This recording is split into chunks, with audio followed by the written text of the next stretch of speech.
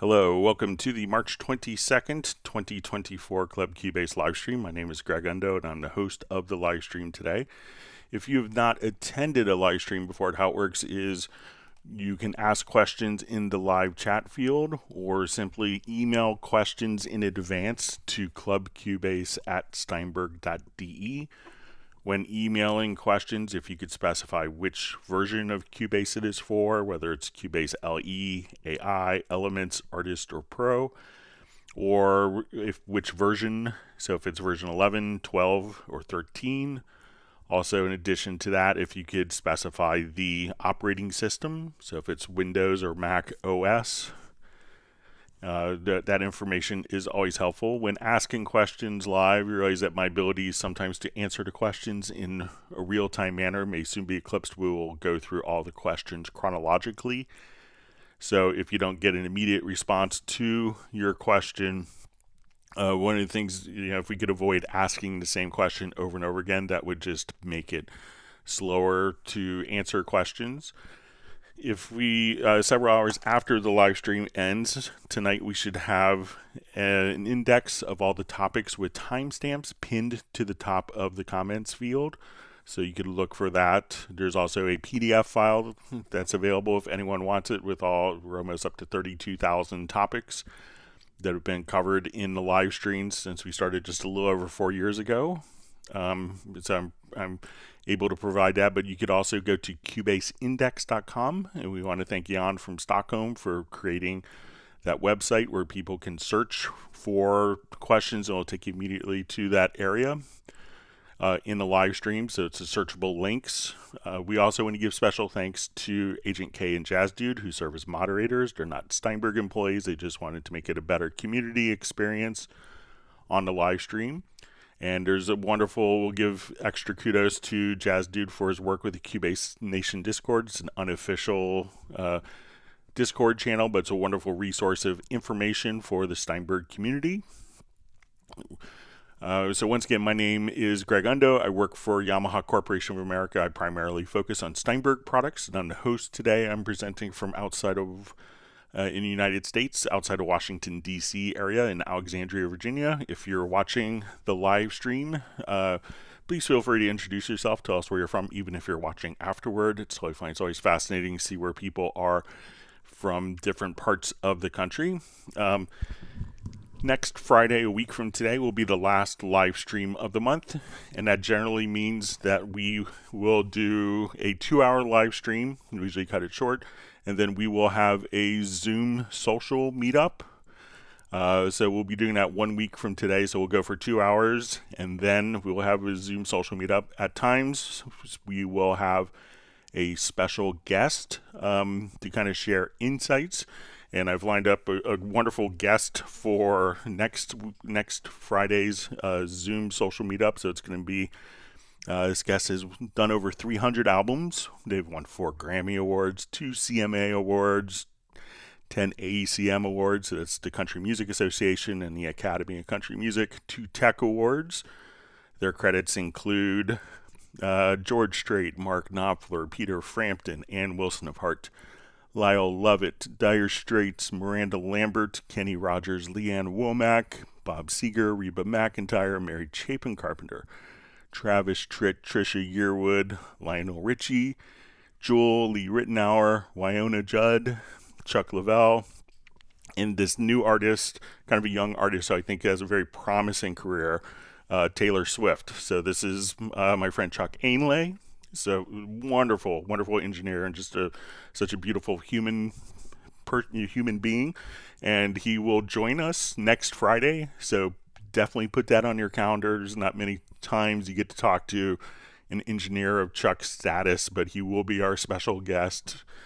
So he'll probably just be on for maybe an hour. Maybe we can coax him on to stay a little longer. Who knows?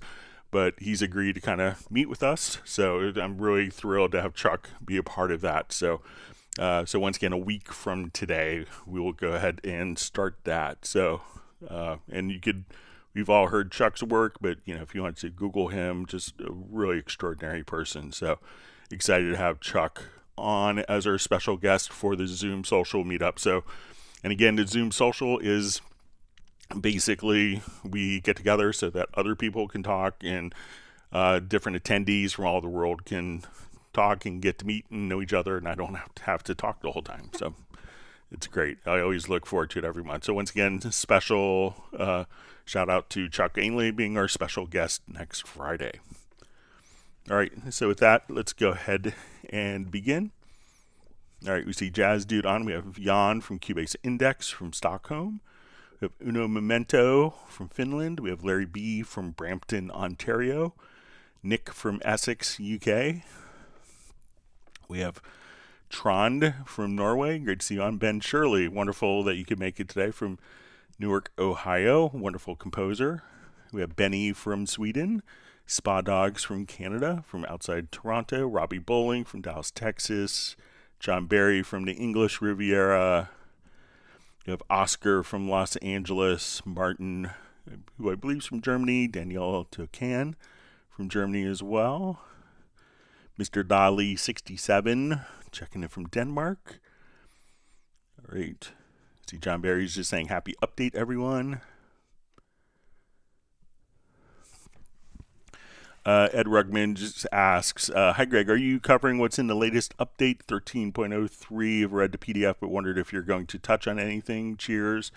We'll kind of touch on it organically throughout the live stream, but I think it will help some of the performance issues that you're running into, Ed, with warping. So check that out as well. So I think that will that could resolve a lot of the performance issues that you're running into as well. All right, Ecstasy Tunes asks, hi Greg, is there a way I can set left and right locator automatically when I click on an audio or MIDI event? So it's going to be decoupled from being automatic, but if you select an event and hit the letter P, like parts to locator, that would set the left and right locator around the event. If we use the range tool, we can set a preference. So let's come over here to the range tool. And I think if we go under editing, we could say that the range selection cycle follows range selection. So if we're doing this with the range tool, so if I want to select just that part of the range, we could do that and have the locators automatically snap to that particular range, like so. So you could do it with the range tool, but not necessarily with the selection tool. But again, you could just hit the letter P, and that will automatically move the locators to the selected range. So if I have multiple events selected, P, and that will set the locators around. So I think that makes sense. Where if, a lot of times you may be doing range editing, you could select a range for doing punch in, punch out points, but every time that you select, selecting event, you may not, if you're tracking, you select another event, you may not want that to automatically take out the cycle recording that you're doing. All right, so we have the artist known as Love. Great to see you on, Kerwin Young. So wonderful to see you on, Kerwin, from Atlanta. Artist known as Love, I believe, from New York. The Heartbreak Time Machine on. All right, we have Brianna checking in from Youngstown, Ohio. Wonderful to see you on again. All right, John Costigan's checking in from a snowy Wisconsin, just when you thought it was spring.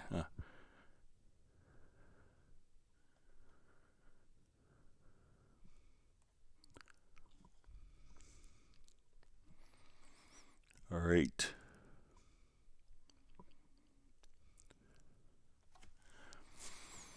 All right, so we have Kaushik Ghosh, or Gosh Ghosh. Hi, Greg. I'm Kaushik from Kolkata, India. How can I add headphones in the control room? So if we want to come over here, there is a separate headphone bus. So a lot of times people may have their headphones connected to a particular output. And depending upon your audio interface, if your audio interface allows you to kind of route a separate output to headphones, what we could do is come over to our studio. Let's go to our audio connections, and we could add something. So when we come over here, We could have our 4 speakers. We could have more, so we could have 4 speakers, but there's also where we could add, I'll just take this out. So at this point, we could just say, I want to right click, and we could add a phones channel. So we're going to add a headphone, and at this point, we could choose exactly where those headphones are connected.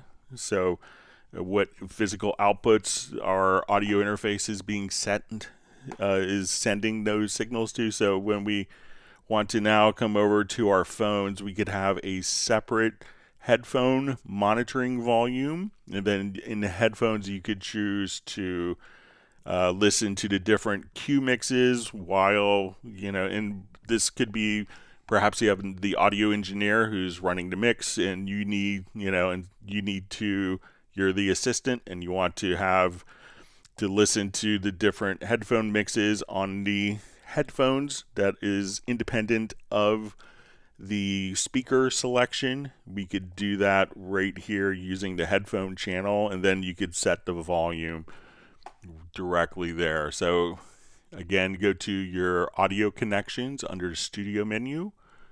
You can go to the control room, make sure you have that active, right click, you want to add the headphones, tell it where you want these particular outputs to be routed to, and then you could have a separate headphone control right there.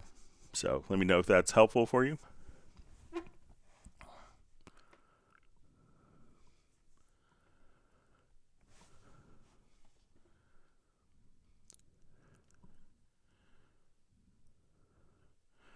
All right, so we see Best Cream Jesus just says, what was his last name? Chuck Ainlay. So Ainlay. So, yeah, I think he's just finishing up George Strait's latest record. All right, so we have Darshana checking in from Australia. Thanks for joining us. All right, so we see Jazz Dude says the new Cubase 13 update is great.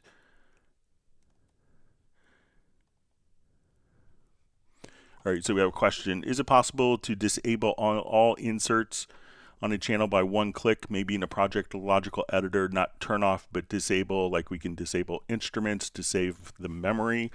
So yeah, let's go ahead and take a look. I think one of these tracks, let's say I have a number of inserts here. So if we go to our project menu and go to our project logical editor, and I think that you could download this from the Cubase Nation Discord, but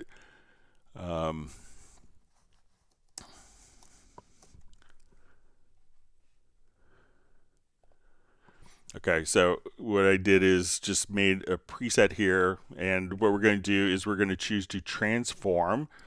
We'll say our container type is equal to track, and we could make this so that if you want it to be only tracks that are selected, you could add this as a conditional element, or if you wanted to disable all tracks. And then what we'll see is, so we're going to say transform. So this will, the top area that we see here is what we want to do something to, and the bottom area is what we want to do to that particular channel. So we're going to now come over here and choose track operation. You'll see enable insert slot by number. So choose that. We will choose to come over here and disable. So you have choices of enabling, disabling, or toggling. So in our case, we're going to disable, and then we could say for our parameter 2, this would be the 16 insert slots. So you could just do this for 16 times and then set a different insert slot for each one. So when we bypass, bypass plugins, what happens is they still can add to the latency, and you can turn them on and off without having to have any gaps in audio playback. But when we disable, we turned off those plugins. So we have, like, let's say 3 plugins. Let me just add another couple of plugins here.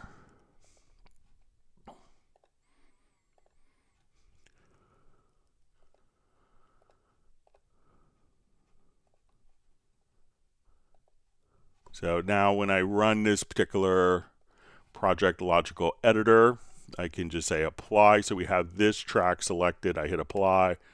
All of those are now disabled. And if you want, I'm happy to share this particular preset. If you just say, okay, I just want this particular preset, email me at clubcubase@steinberg.de.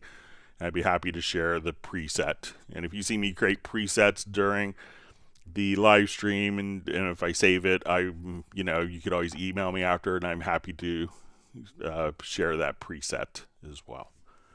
All right, let's go to next question. All right, great to see Michael Pierce. He says next Friday sounds fun. He's moving some of his teaching for it. All right, and he's getting a session ready for tomorrow. Wonderful to see Brian Sawyer Sr. from Beulahville, North Carolina. Glad you can make it.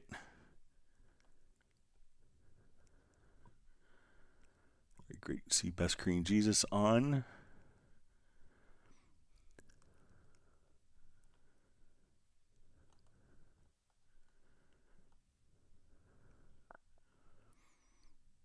Okay, so we see Best Cream Jesus says half his question was written. So, all right, we hope to see. Okay.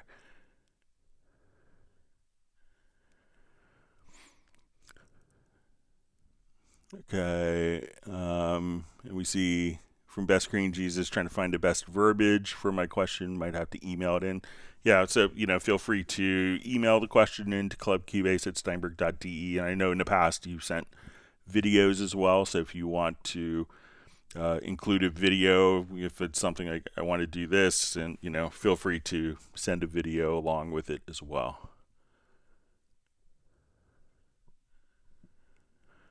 Okay, so we see from Roland stuff, it just says, hi Greg, many thanks for researching and explaining the differences in MIDI lane automation data for an event last Tuesday. I understand why an event's automation lane data added in the project window can now clash with, for example, CC1 modulation data already recorded as part of the event. Very helpful. Thanks again. So you're welcome.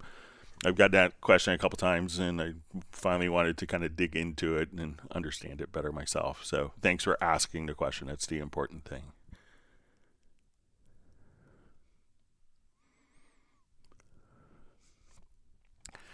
Okay, so Keith Worms asks, without using control room, is it possible to reassign output routing from master to another monitor speakers and back with one command? So let's say if we had everything, we could set up a project logical editor for that. So let's say I want to take my folder name stereo out. So I'll just open this up. So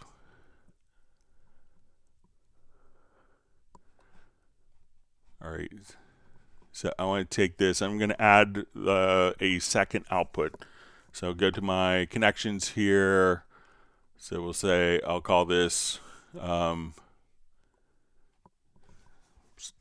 I'll just add a bus, and we'll just call this, we'll make it stereo out. I'll just call this 2. Okay, so I think we could do this. So let's take a look. So I want to take, now let's say I want to have this be, all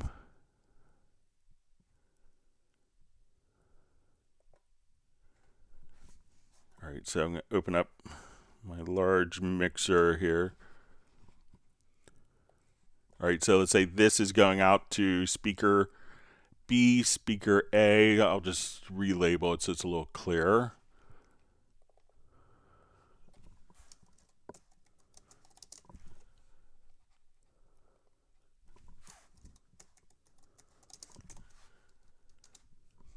Okay.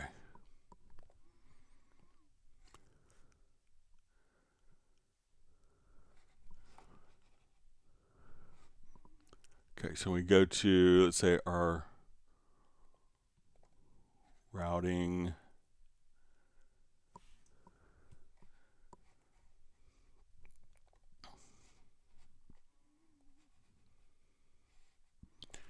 Okay, so let's take a look. All right, so right now everything's going out to, let's say, speaker A. So we'll come over to our project, logical editor.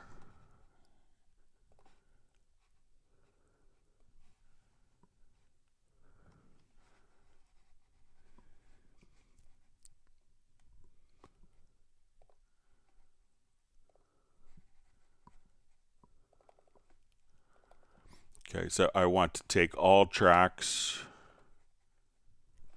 So we're going to transform. Media type is, we'll say container type is equal to track. And what we want to do is to take that track, and let's get to track operation, and we'll connect the output to speaker A. I'll just do this quickly to speaker B. Okay. So right now, when I come over here, I'm going to apply this. And let's look at our routing. So now every track has been routed to from speaker A to speaker B. So we could just do it kind of like that.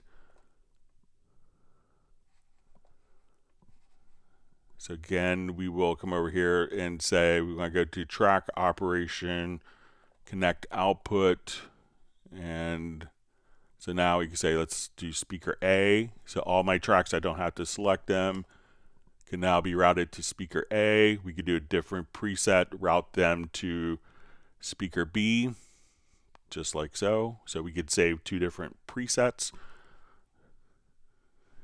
So that way every single track can be routed to that specific output. So let me know if that's helpful, makes sense for you.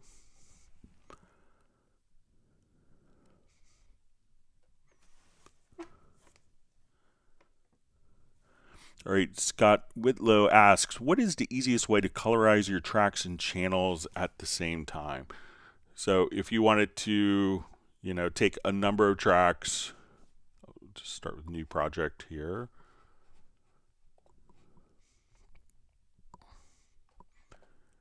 And let me add just number of tracks. So let's say I want to take these tracks and set them all to the same color. So once I have the track selected, we could just go to our color tool here and just say, okay, now these are all going to that color. I want these tracks to be more reddish. We'll see just this little color wheel, and then we could just colorize multiple tracks. And if we have events on those particular tracks, so let's say I will just drag some audio to different tracks here.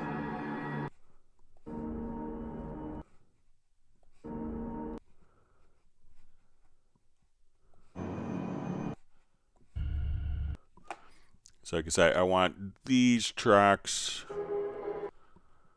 these three tracks to be, I'm not going to, so sorry. So if you have an event selected, that will override the track selection. So now I have no event selected. I can say, okay, I want these three tracks to be this color.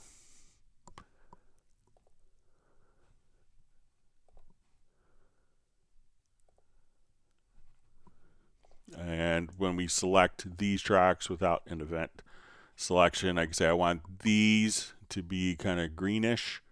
And now when we select the tracks, unless we've specifically selected a color for the event, then the event selection will follow the track color selection. So again, if you want to take just a number of tracks, make sure you have the track selected and no events. Like I made a mistake just a minute ago. We can say my drums are always this color for me. Now we could assign multiple tracks to the same color, just like so.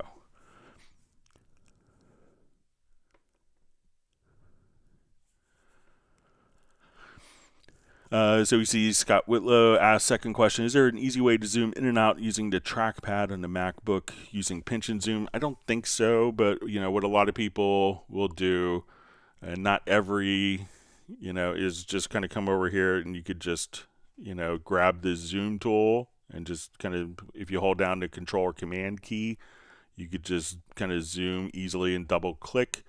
So you could do it like that, and if I try to change it, kind of the video get messed up for the live stream, but I don't think it natively does kind of pinch and zoom. But I think that there is a third-party utility that some people use to do that.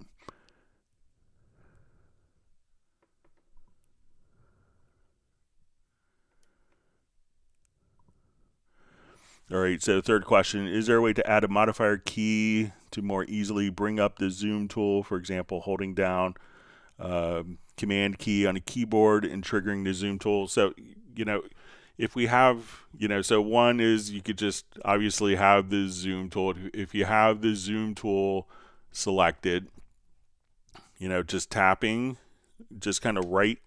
So if I have this tool selected, I could just, you could just kind of right click, just tap with the right mouse button, and that will revert to the selection tool. But if we want to zoom using our scroll wheel, so let's say I want to navigate up and down visually just using my scroll wheel on my mouse.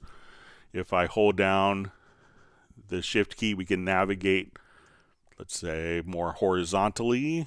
So I'll copy these over.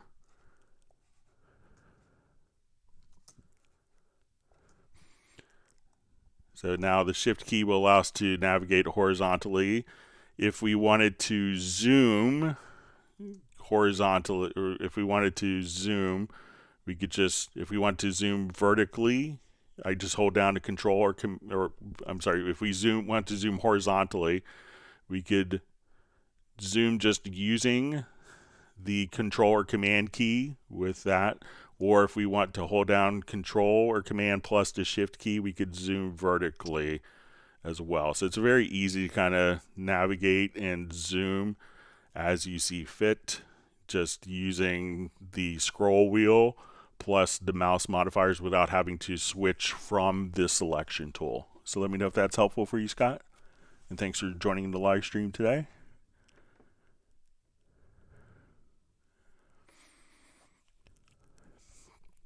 All right, so Faceless Production, can you please show the new GUI update in Cubase 13.3? So, one of the things that, like, when we go to the mix console in previous versions, it was brighter. So it was the contrast was much brighter here. So this has been toned down. So I think it's a great balance of legibility without kind of, being such contrast. So that was one of the big areas that was addressed. There's different areas here where there's a lot of things depending on, let's say if I, when I select, and we have different color selections depending, you may notice that when this is selected and this is kind of turns a brighter color, that the track name automatically turns dark. So just to have increased contrast as opposed to this track, which is the same color. So if we look at the text here, we can see that. So there's lots of little tools, and this will carry over for these particular icons as well, because one of the things that could happen if we had a selected track and this color was, very white, that, when we do this, we couldn't see what the track icon was previously, but now we could see that these track icons can just kind of be inverted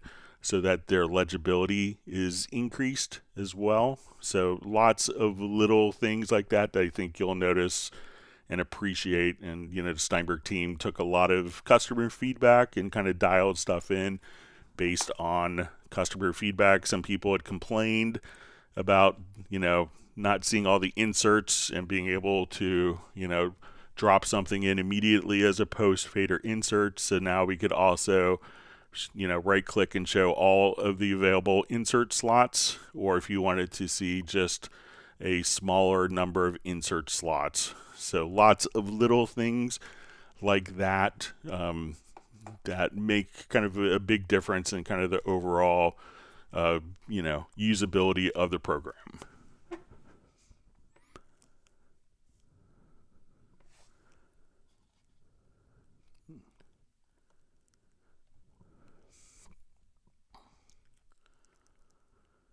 You see Scott Whitlow saying, event selection, that's probably a problem. Yeah, it gets me every once in a while too.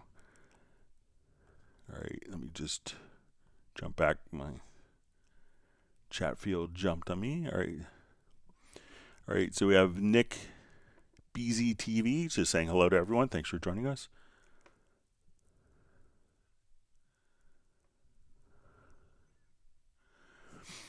Okay, Scott Whitlow asks, last question, when loop recording and having multiple takes, is there a way to not have the diagonal lines on the wave on the track? I look for a way to turn these off, but couldn't find it. Thanks. All right, so let's take a look. So yeah, when those kind of diagonal lines appear, that's generally showing that there are multiple events underneath. So it's just a way, let me just see if I have a comping project. Let me just open one up quickly.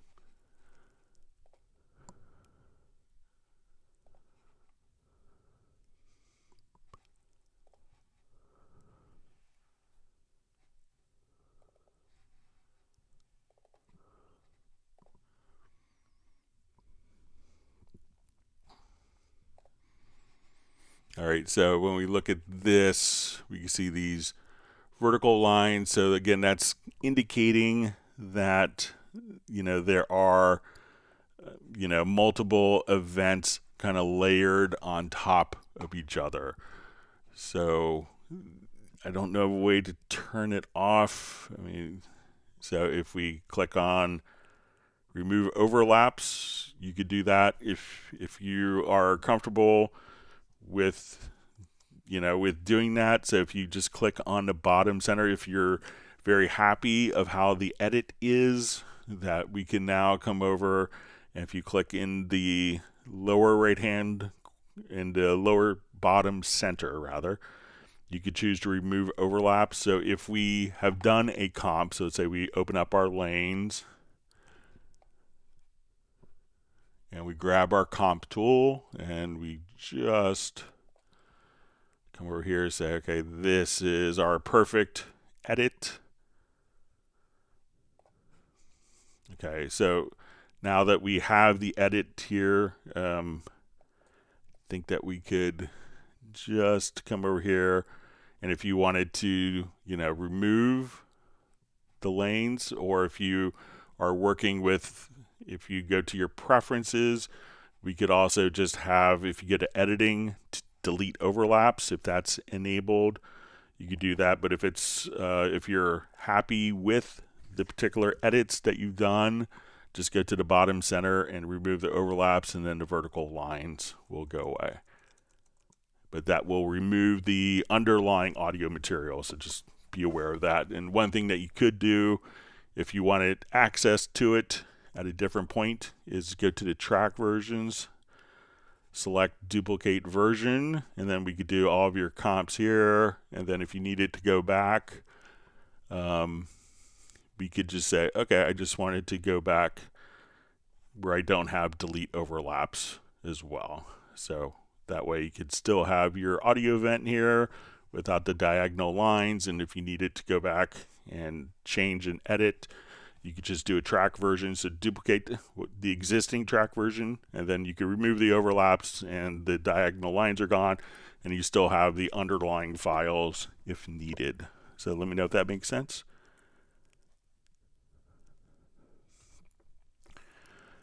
All right, so we see Soren from Sweden. Thanks for joining us. Very loyal attendee. Great to see Captenergy Music from Harrisburg, Pennsylvania area. And we have Pertti Komenen from Finland. So we have our Finland attendees between you and Uno Momento.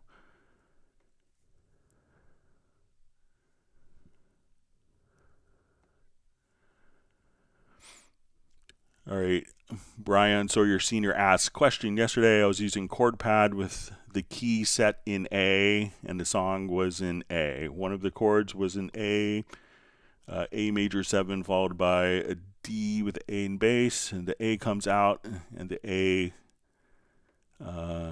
comes out, and A, but the other chords were bad. All right, so let's take a jump back to project with some chord pads on it. Grab some chord pads.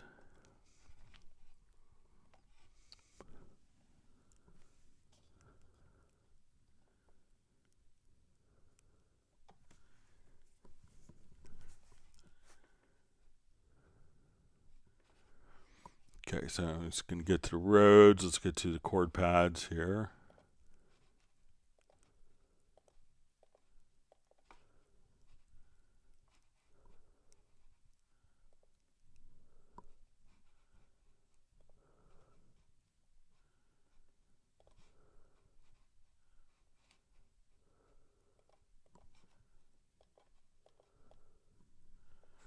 All right, let me just check, make sure I have my routing set up.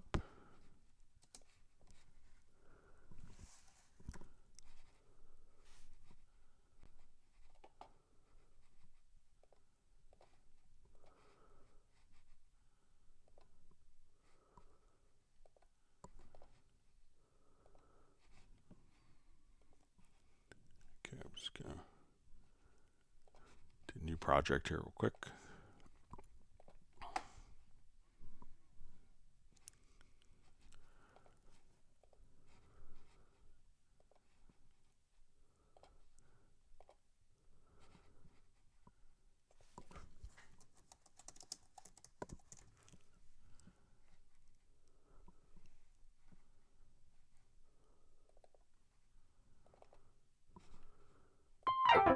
Okay. Okay, so let's say all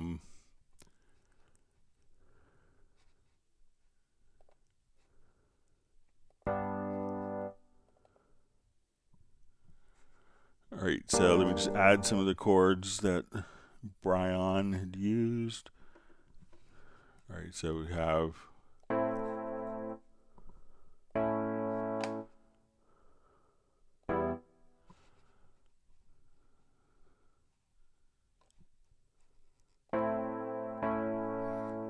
so we have A major 7th, okay, and let's say with a D and D major with an A in bass,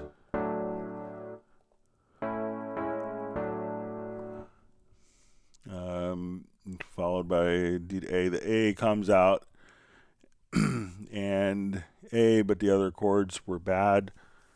So let me know if, like, as you're doing this, I'm not sure if you had a particular preset that you were starting from.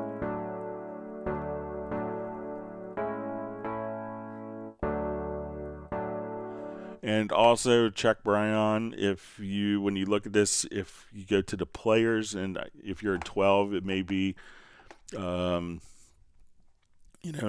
the interface may be slightly different, but see if maybe you're set up for guitar versus piano, because that could change the voicing for that, for the chord. So if I come here to guitar and I do the same chords, you hear how the D is an octave higher, but if we go to our piano, we can hear how the D will go lower, because that's how pianos are voiced. So let me know if that's helpful for you, or if I'm misunderstanding Brian.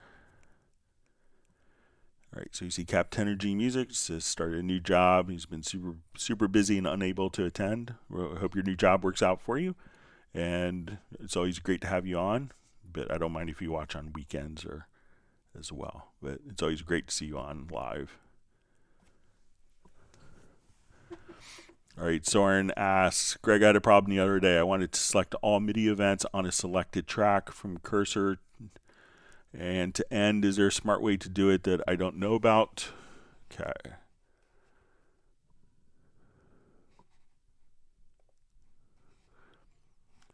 So I think if you select the very first note and hold down the shift key, I'll just revert this, see if we get some sound back. We've done routing to a different speaker.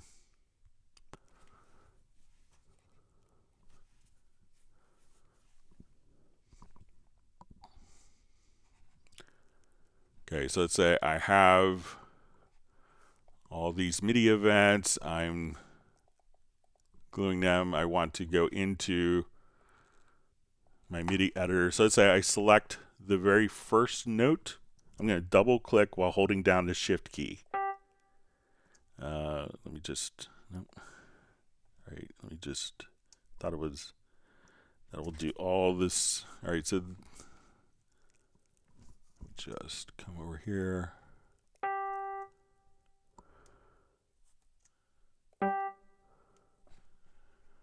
All right, so know that that will do it for events. So shift, double click will select all of our events on the project window.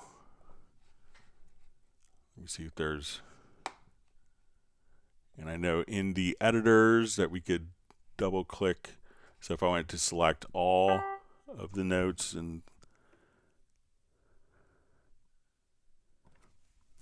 okay, but if you want to do it, you say from cursor to end. So let's say my cursor is here. Let me just see if there's,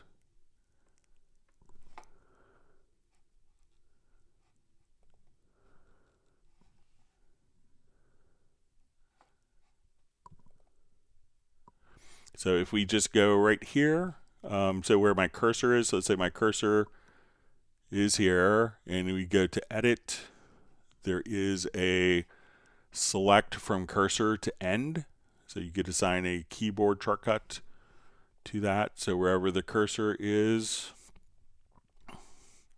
right here, go to edit and select from, so select from cursor to end, or from beginning to cursor, cursor to end. But let me just see if there's some other.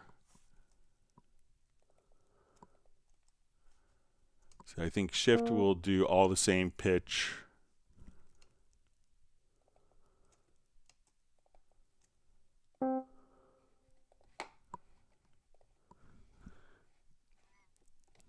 So let me know if that will work for you, Soren.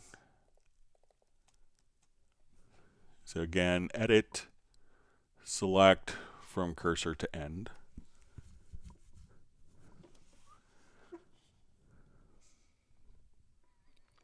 We see Jazz Dudes built a new template with the Pad Shop drone. Thanks for sharing that. All right, so we have Laird Kilbarkin just saying hello, Cubasers.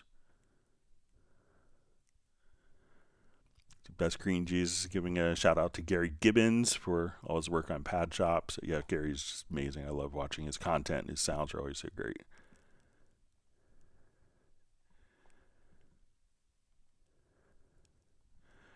Or you see Capt Energy Music just saying great to see you with quotes. Hope you're doing well. So I'm doing great and looking forward to a nice weekend. I think we have rain in our forecast, which is probably what you have as well, since you're just a bit north of me. Okay, so we have Gotti Zana asks, when I pull a sample from the library to an audio channel, there's a major change with the pitch of the sample I cannot fix. Although I turn on and off the musical option, there is no change. All right, so let's go ahead and just try it here. So generally, if it's in musical mode, so let's go ahead and just try. So come over here, let's find something. I think Soul Assembly, we could find maybe some guitar where we're going to have more pitched.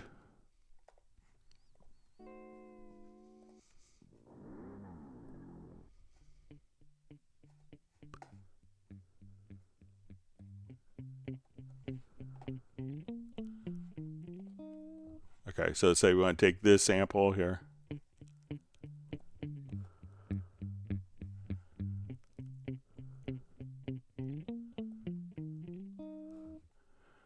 All right, so now when I play this back into Project, I'll just come here. We'll just solo this. Sorry about that.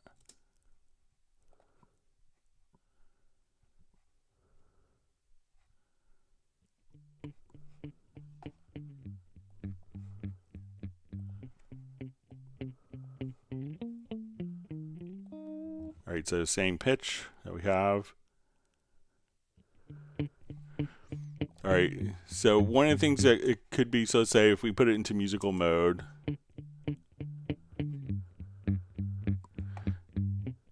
so I'm not sure if it's one of the Steinberg loops.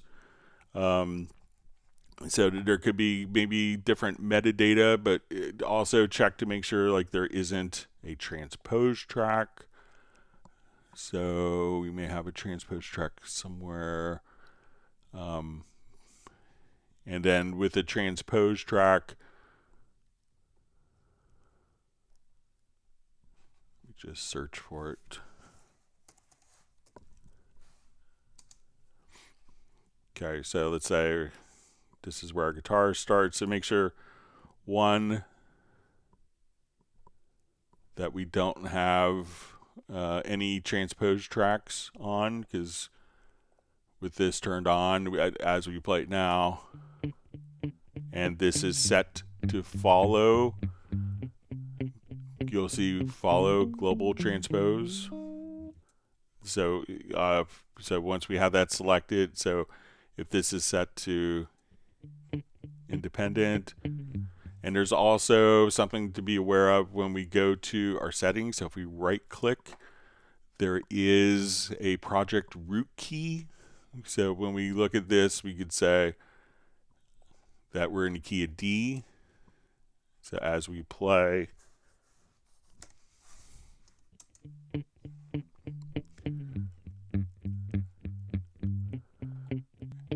and you could also kind of transpose right here.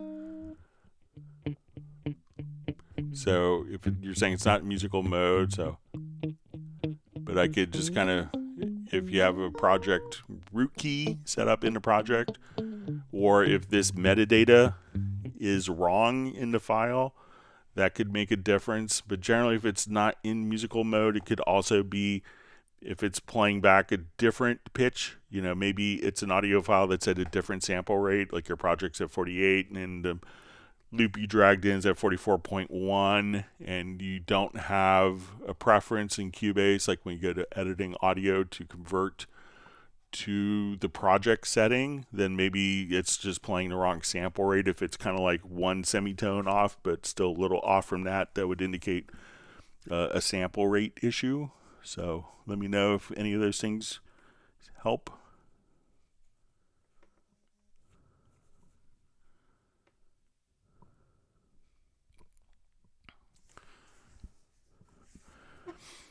All right, Xerix asks, hi Greg, how do I send a MIDI track to more than 4 MIDI sends? For example, I have drums in Superior Drummer and I want to send it to more than 4 audio channels which contain slate trigger. Okay, so let's say if we have, so there's only 4 MIDI sends. So, but if we are working with a drum part here, so let me just jump to where we have just a quick preset.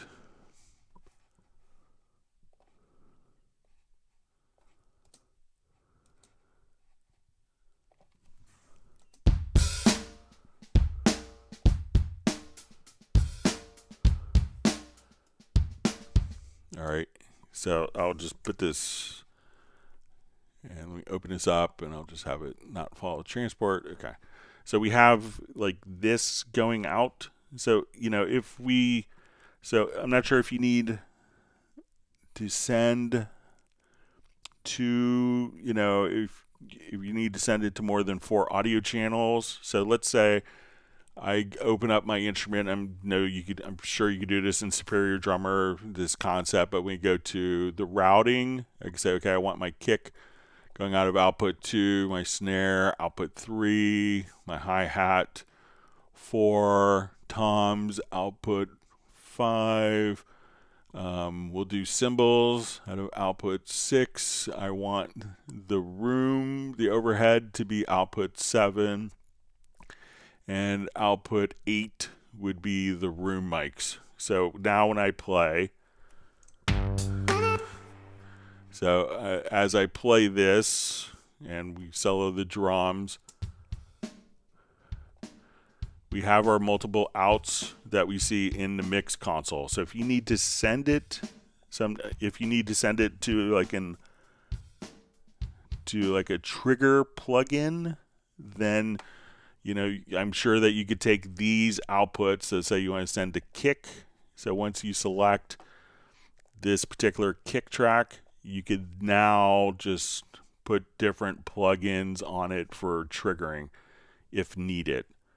So, but let me know if it's the outputs. So if you need to take the outputs, you need to trigger other samples in Slate. So and again, you could view all the different outputs on an instrument track instead of opening up like kind of the automation lanes. When you have multiple outs, we can come over here and open up the different outputs, and each of the outputs for your multi-out instrument will be exposed, and then you could route those anywhere you want and also send those to each of those outputs to different plugins and EQs as well. So if you wanted to take these outputs and replace them with samples using Slate Trigger, you should be able to load up an instance right there without having to use MIDI sends.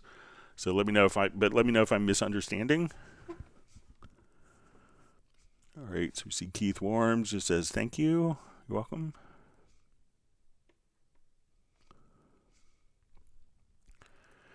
All right, Nick Beasy TV asks, when I play my MIDI controller, some notes trigger unwanted functions in Cubase, like select or delete events, etc. What could it be?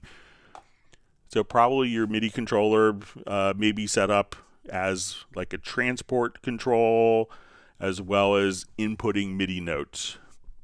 So generally there's a separate MIDI port for all transport functions, because basically when you have a MIDI keyboard, your transport is not sending an actual start-stop message. It's transmitting a MIDI note. So it says that when you hit play, it's sending C1.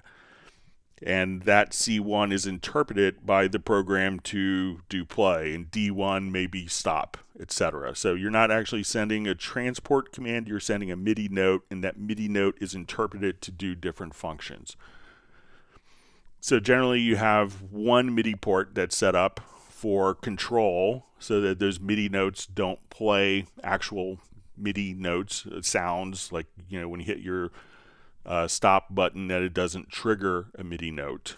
So, but what you could do is if you go to your studio setup, under the studio menu, let's go to your MIDI port setup, where you see probably the different control ports for your MIDI controller, and you'll see in all MIDI input ports. So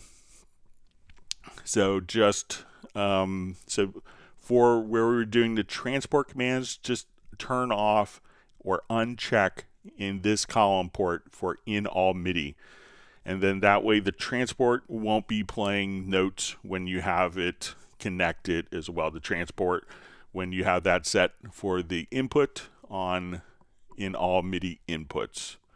So when you come to a MIDI track, probably most of the routing will say in all MIDI inputs. So if that is what's chosen when you hit a button, that C1 may do a different function. So again, go to your controller, go to studio menu, to studio setup, to the MIDI port setup, and where you have those control values, you probably have maybe in the Mackie control, this could be set to the wrong function, or generic remote, these could be set to the wrong ports, or in your MIDI remote, when you go to the setup, this may be set to the wrong ports as well. So it's going to be just a MIDI input routing.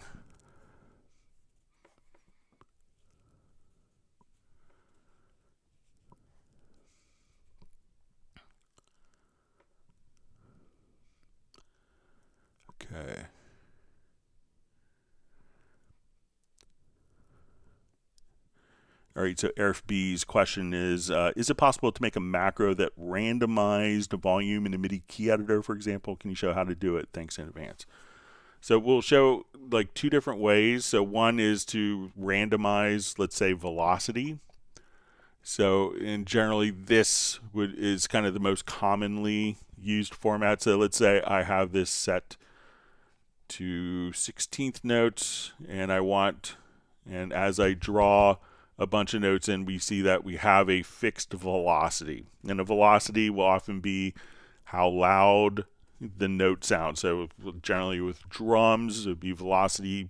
A lot of piano samples will be very velocity driven. So if you play harder on the particular keys, that those keys will sound louder on the piano sample. So many instruments will do based on velocity. So if we wanted to, let's say we have our velocity here, which is all fixed to value, looks like 100, and we want to change that, we could go into a MIDI logical editor. So let's come over here. And what we want to do is, again, we're going to choose transform. And we're going to say type is equal to note. We could specify a specific note if we need to. And so what we want to do is we're going to transform notes. And how do we want to transform these notes? And this is what we're going to define in the event transform actions. So for velocity, that's going to be a subtype. We'll just choose velocity here. So the pitch would be a subtype. And then what we want to do is choose, we're going to say set random values between 70 and 110. So now every time I hit this, those velocities will be randomized. So you could just kind of do it. And so if we had other notes, let's say I put in these notes, I could say I only want notes on A sharp. So right now, if we do this, we could say all MIDI notes would be randomized, but let's say I want only one particular pitch to be randomized. So I'll come here, hold down Control, and then hit Enter. So all these notes are set to a specific velocity. These are randomized. So if I say we want to come here and only do A sharp ones, we could specify this and make this more specific. So here we're going to say our pitch is equal to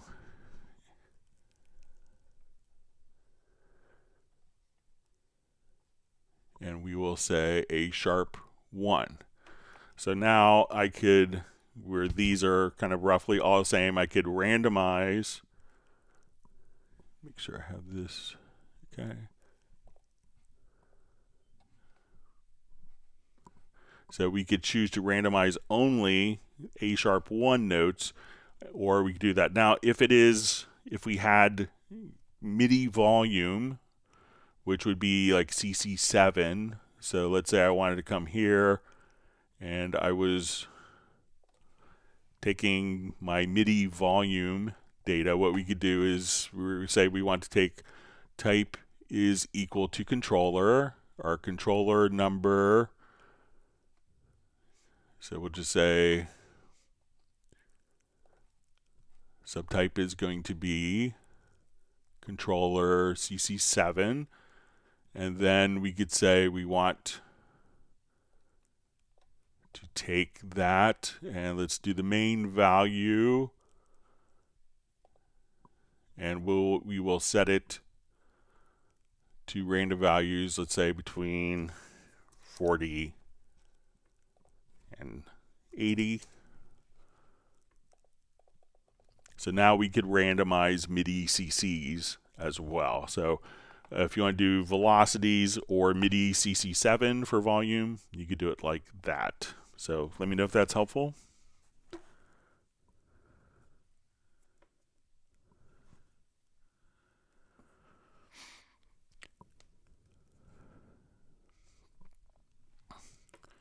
Okay, so we see from Ben Shirley, it's so wonderful to have you on. Wonderful composer. Everyone check out Ben's work online. He says, hi Greg, going back to your disable inserts with the Project Logical Editor, I'm getting a large drop-down menu in parameter 1 with no track listed rather than the short drop-down you had. Okay, so let me just open that up again.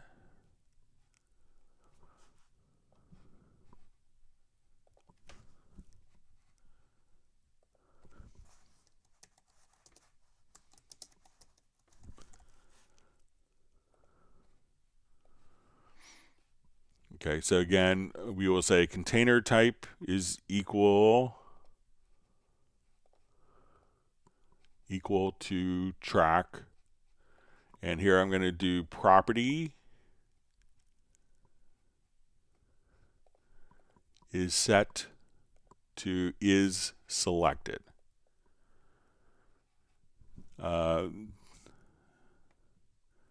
Okay, so we'll come over here to track operation. And the operation, we're going to say enable insert slot by number.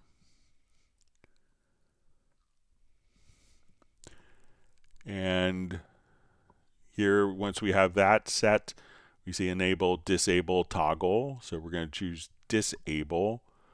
And then, so it says for,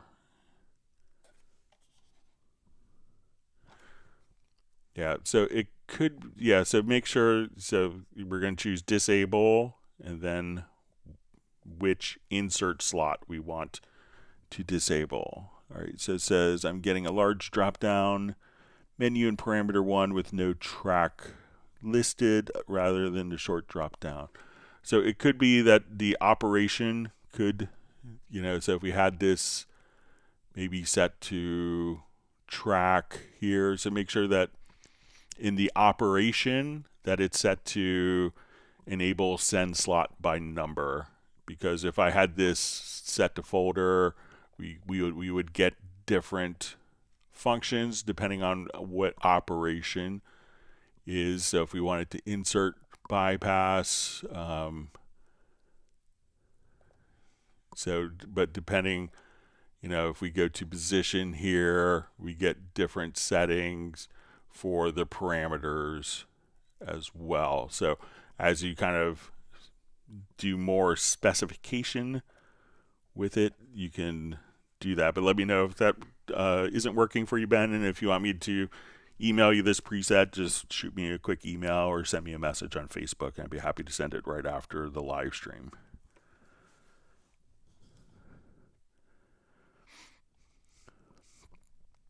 All right, sorry, my chat field just jumped.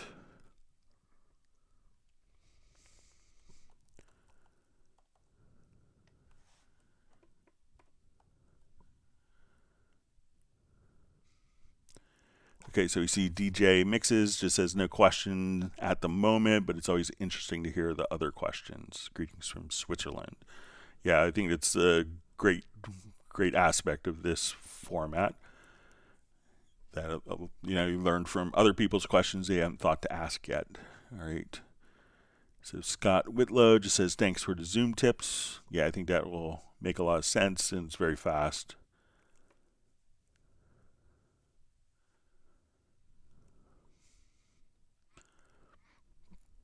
Okay, so we have Niels Karig from Germany says, I have a problem with colors. For example, when I change the color of a cycle marker, a selected track is as well changing the color. I don't know how to select elements that shall not change colors. Okay, so if the elements are, so we have a marker track here. Okay, so I'm going to add a couple markers, and we can see that these markers are matching the color that we have, you know, that we've for the marker track. So if I want to put in a cycle marker,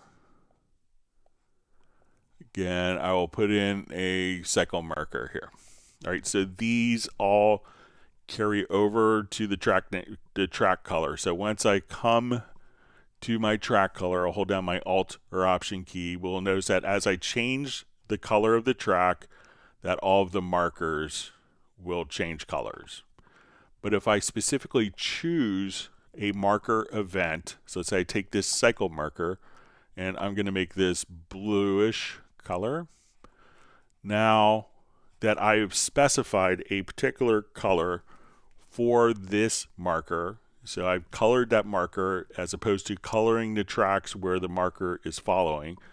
So I'm going to change the color of this, and I believe that that will stay the same color and the other markers will change. So the markers will assume the track color until you specifically set the color for the event, or in this case, the marker track.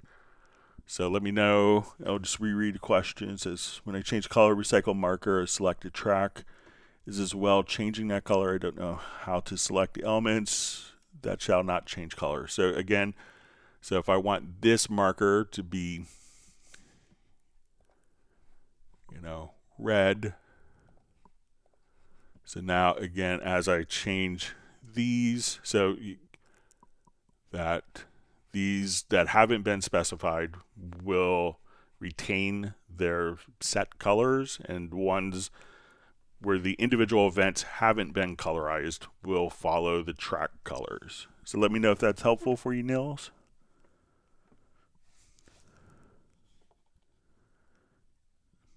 All right, so we see from Faceless Productions, says, thanks, Greg. Have a great weekend. Best regards, Freddie.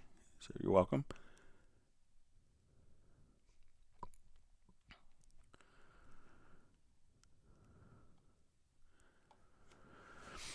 All right, Best Green Jesus asks, is there a more efficient way to select all MIDI notes of a specific channel in the MIDI editor other than using the logical editor, which is what I'm currently using? All right, so let me just create some MIDI events on different channels. I think we could do it in the list editor. So let's say,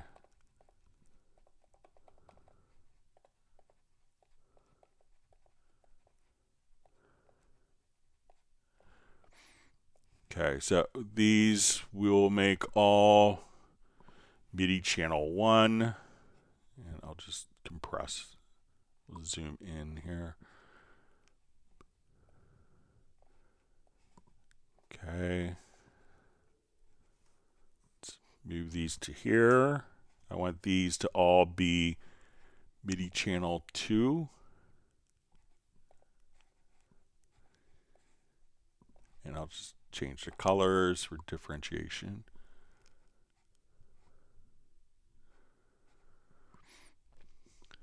Okay, I won't worry about that for now. All right, and I want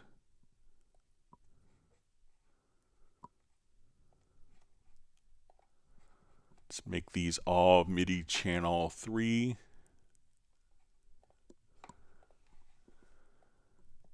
Okay.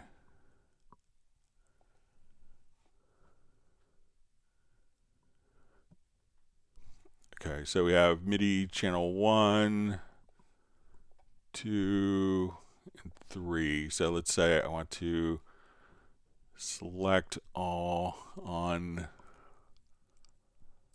MIDI channel 1. So I know if we go to the list editor, so here we see MIDI channels 1, 2, 3. So in the list editor, if I take this, we could go, and you may have to activate the filters. And once we go to filters, at this point, we could just say event channels. So now I'm only seeing channel 1. And if we wanted to, we'll say no focus. And then if I have something selected on channel 2, that we could filter out everything here. So we can say, go to event channels, and now I'm only seeing channel 3, or I'm only seeing, or that was channel 2, now I'm only seeing channel 3. So we could now focus on that, but let's see if we can do it in the list editor, or in the main MIDI editor.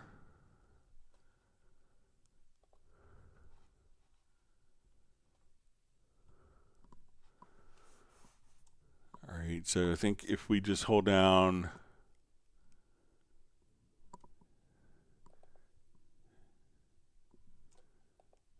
so shift will select all of the same pitch. So I think the easiest way, and let me just, might be the list editor for that, without using like a logical editor. Let's see if there's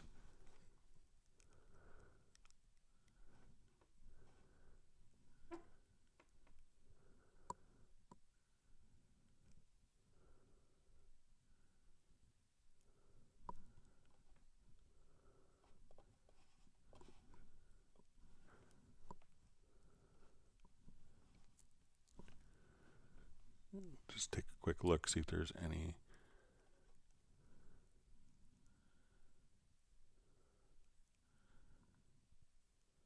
Without using the logical editor for it. Yeah, so I think probably the list editor is the way that we could select all of one particular channel. And then if we do that, so let's say if we jump to our list editor, and let's say we do a focus on event channels, that we could select all, and let's see if we jump back to our key editor, that selection is automatically carried over. So I know it may not be the most elegant solution. I'll play around with it some more, Best Screen Jesus, and see if I could come up with a way of selecting only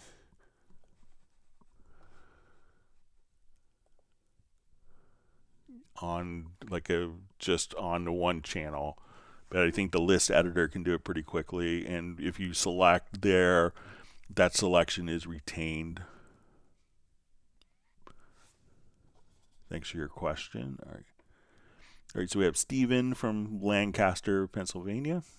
Thanks for joining us. So I always go through Lancaster. My sister-in-law lives in, I think, Stewartstown. All right, so we have Jaswanta checking in from India. Thanks for joining, being online today.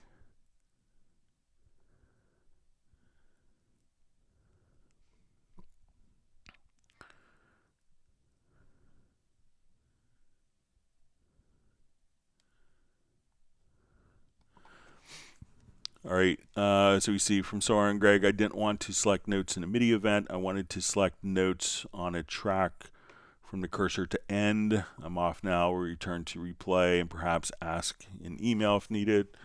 So if we have, MIDI events that are, let's say, split,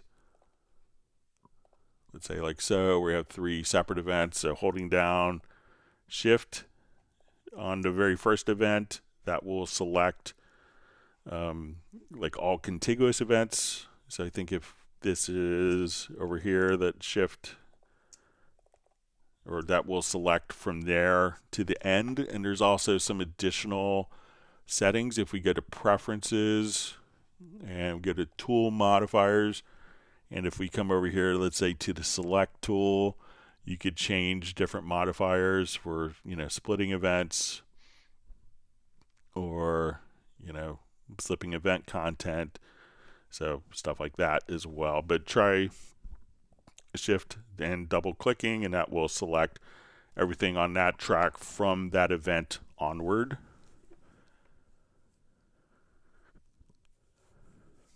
All right, you see Michael Pierce says he's sneaking out for some students.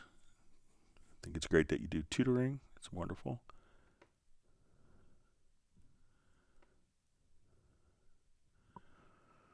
All right, so we have Enzo checking in from South Africa. And we have Stefan from Sweden. Glad you can make it.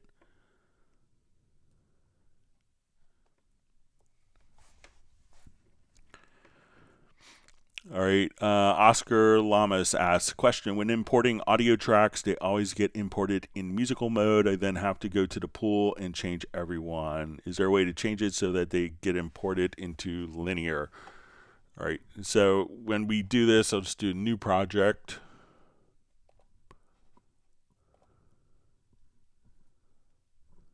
All right, so if we're importing them from Media Bay, so let's say if I come to my loops and samples,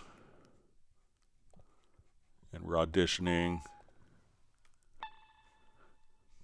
All right, so let's say I drag this in.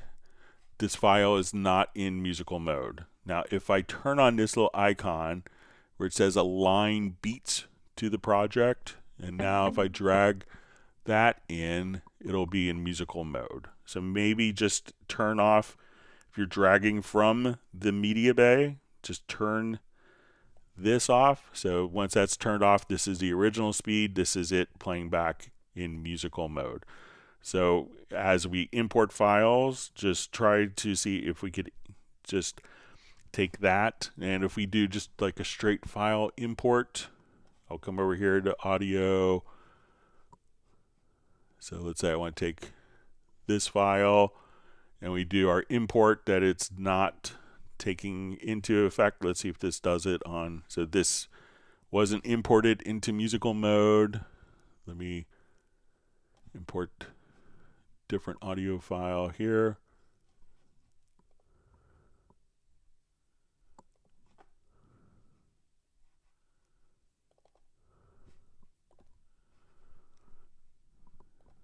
So it looks like just importing audio directly from like the file menu or dragging it in. So if you're doing from Media Bay, just make sure that the align beats function is disabled, and then that should put it, once that is turned on, then the loop is dragged in with musical mode enabled. If that is turned off, musical mode on the event isn't enabled.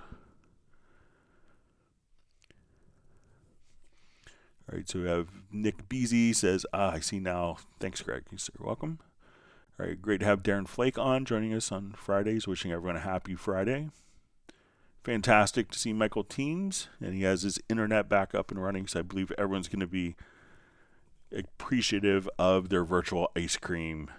So we're glad that you're back. You probably didn't realize how many things you use internet access for until you lose it, huh? It's like, oh, now I can watch all these movies on Netflix. Oh, no, I can't. You have to watch all your DVDs.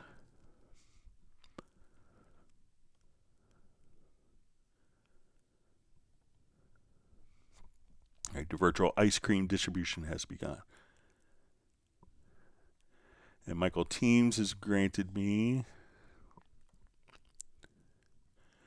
He just says, thanks for everything you do for us. 1 gallon of pineapple coconut ice cream for my family and myself. Sounds wonderful. All right, so Ben Shirley just says, I got it. So that's great. And he says it was the filter target. It was at the media type. Thank you. So, yeah, that's a good Project Logical editor to have in your arsenal to do.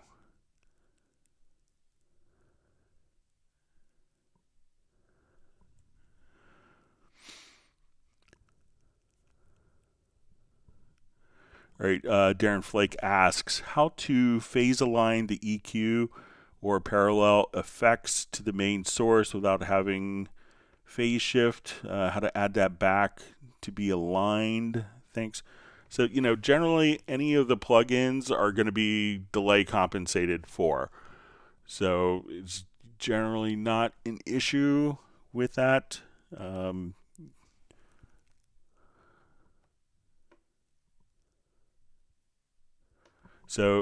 But sometimes obviously if you're doing like an EQ, let me just open up a quick project here. We could show this.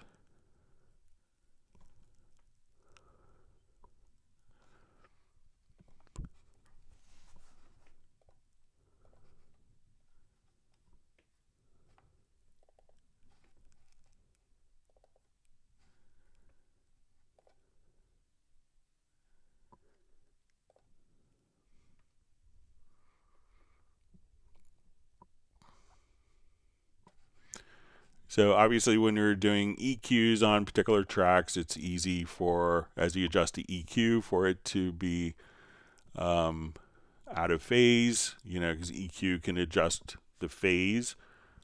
So it's not necessarily the track that's out of phase, but perhaps the EQ that does it. But let me just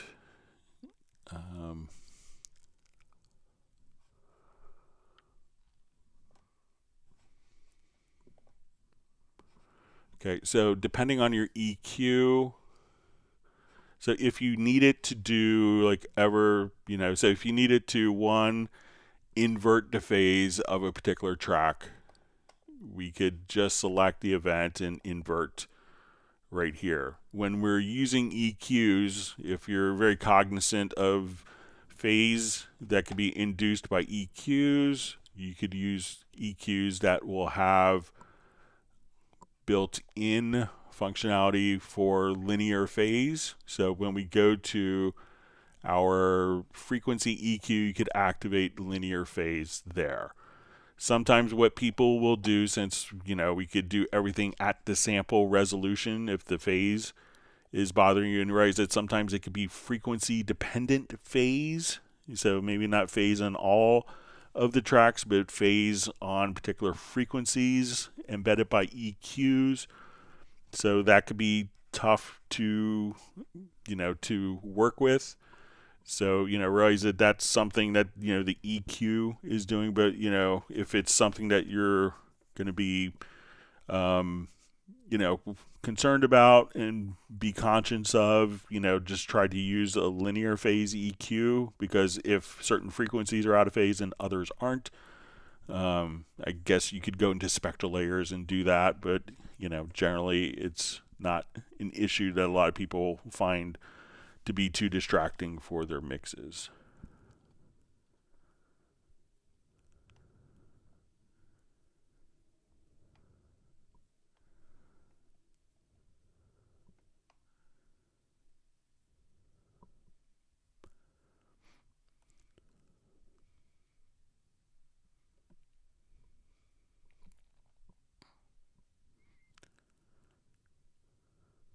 Okay, reading through questions.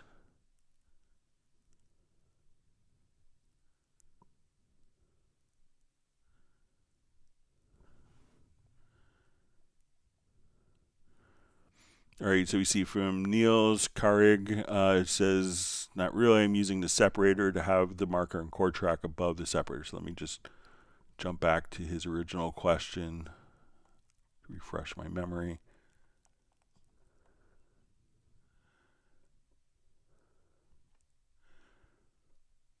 Okay, so this is with the colors. So let me just...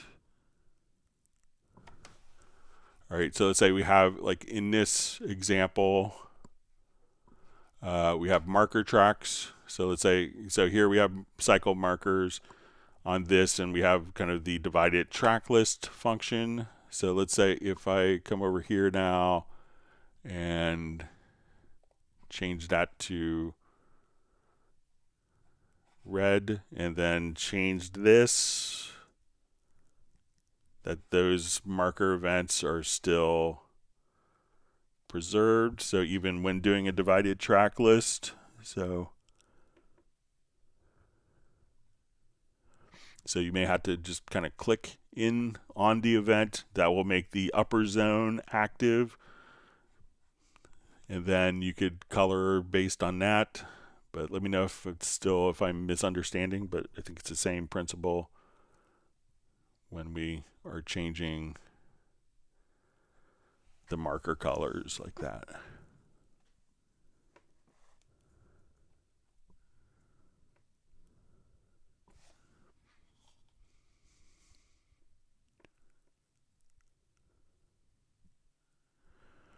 Okay, so you see Niels also says, when I change a marker color, change a marker color or a selected track, example drums and lower zone underneath with the separator changes as well. All right, so I'm going to have this track selected, and let's change this. All right, so I'll change them both to So my track, let me just see. So if I have the event selected, all right, so let's say I have this track selected and this marker selected, we'll change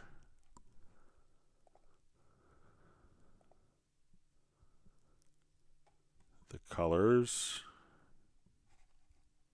All right. So, you know, if you have, all right, so let's say we have this track and we have this. All right, so I'm going to change them to yellow. We'll see if they both change. So they'll both change. So you might have to, you know, quickly, if you just go to your project menu, let's see if we turn off our divide track list.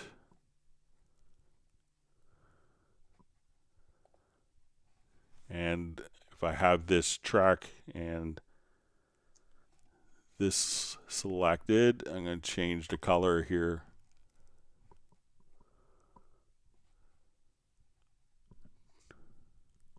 to blue.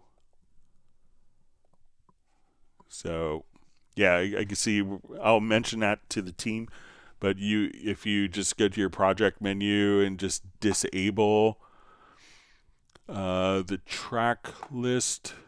So let's say if we again go to project menu and we do the divided track list.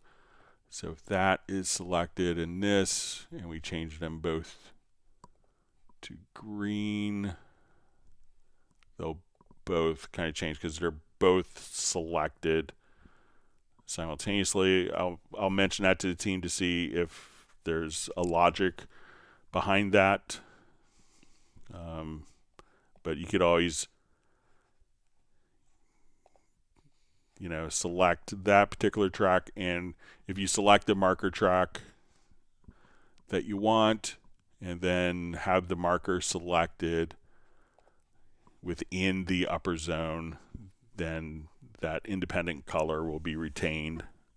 But I'll see if there's any logic to that and pass it along to the team. Sorry for my misunderstanding. Thanks for pointing it out and the clarification.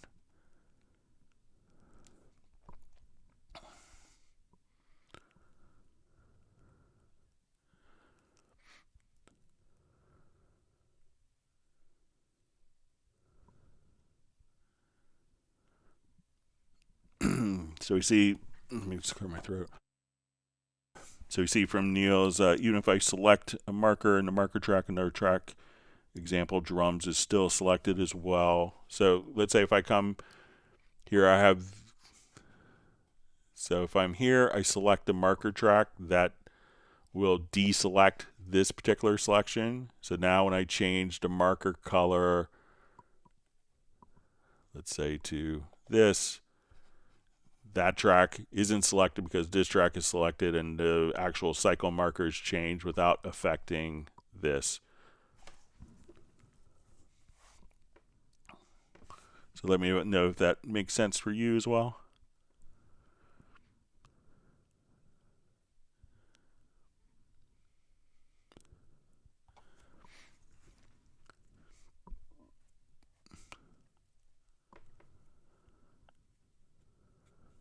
Okay, so we see Best Korean Jesus says, I had no idea this existed. Thank you. So it's probably the list editor.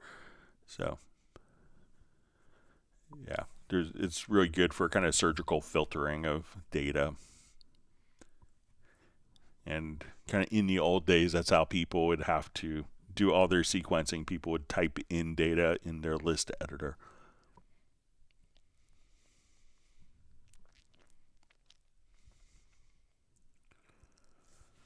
Okay, you see the Heartbreak Time Machine wants people to smash the like button.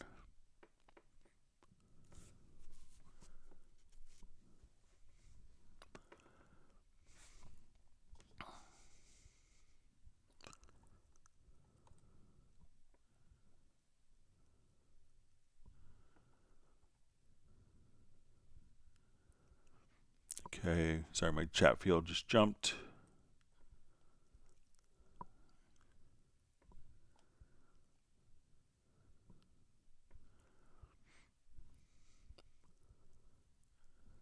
Okay.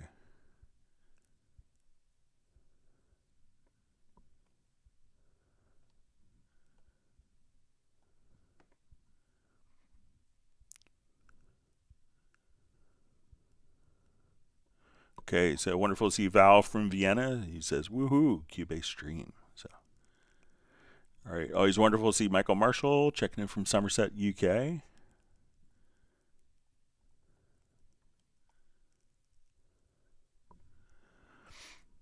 All right, G Can. Hi, Greg. When using the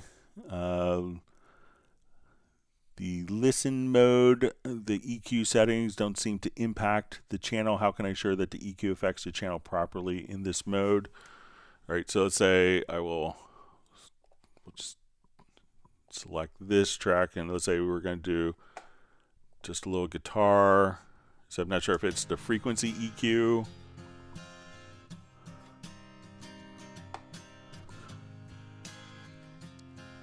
Okay, so if it's going to be in this EQ, so let's put this into loop, sorry.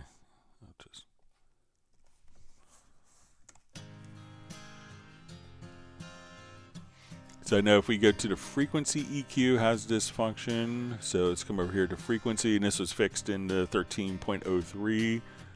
So when we activate the listen mode, that we're only hearing those particular frequencies that we're affecting. And as soon as I let go of the mouse, we hear all the frequencies.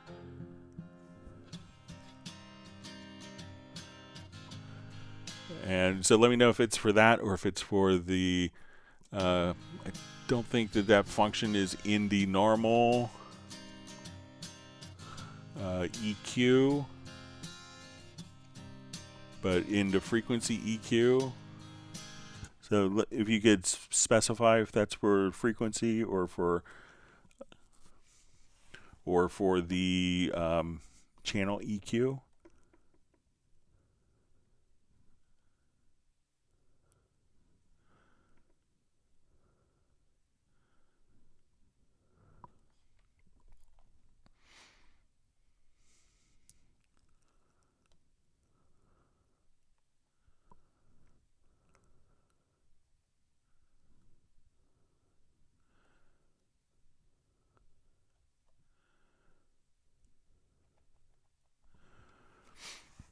Okay, so we have Shihab UA. I draw MIDI with a mouse, and I need a function to lock MIDI when viewing multiple MIDI tracks, so I could draw without jumping to other track when selecting its MIDI note.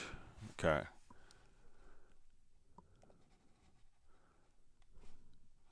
Okay, let me just go to a different project.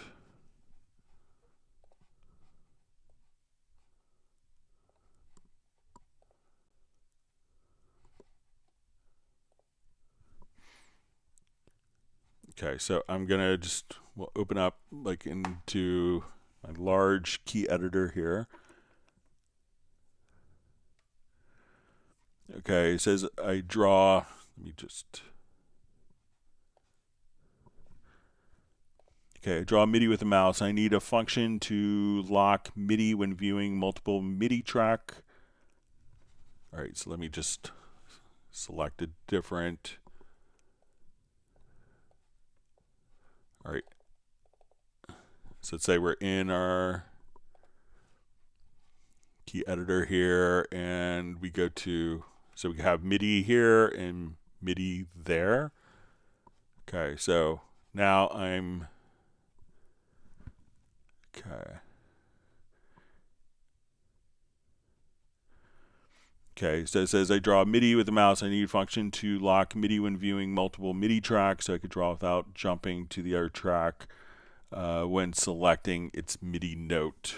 Okay, so I think if we come over, you know, let's say if we just choose the active part, that as I draw notes in,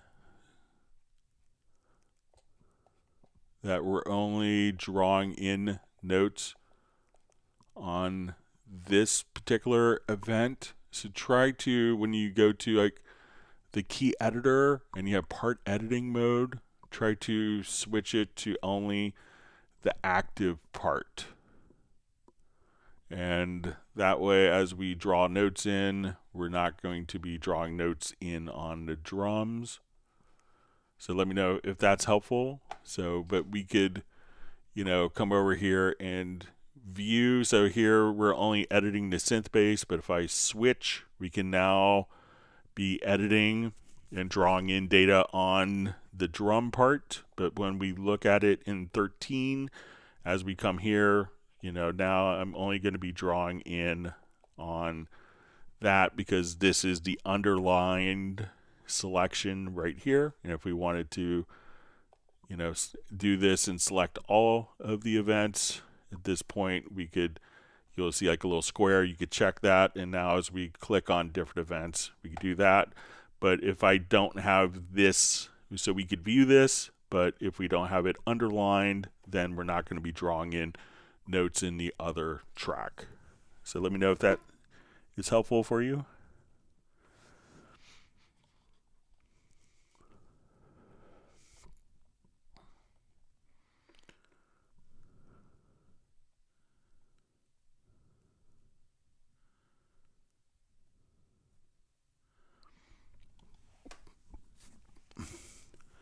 All right, so we have a question from Roland Stuff. He asks, here's a weird problem, Greg. I just recorded a bass part in Hallian Sonic 7. Event plays okay in track and in editor window, but when checking individual notes in editor, there's no sound for the whole bass part. There's actually 2 notes on top of each other in the editor window. The top one has to be deleted to reveal the note underneath it, and this note does play fine. Strange, huh?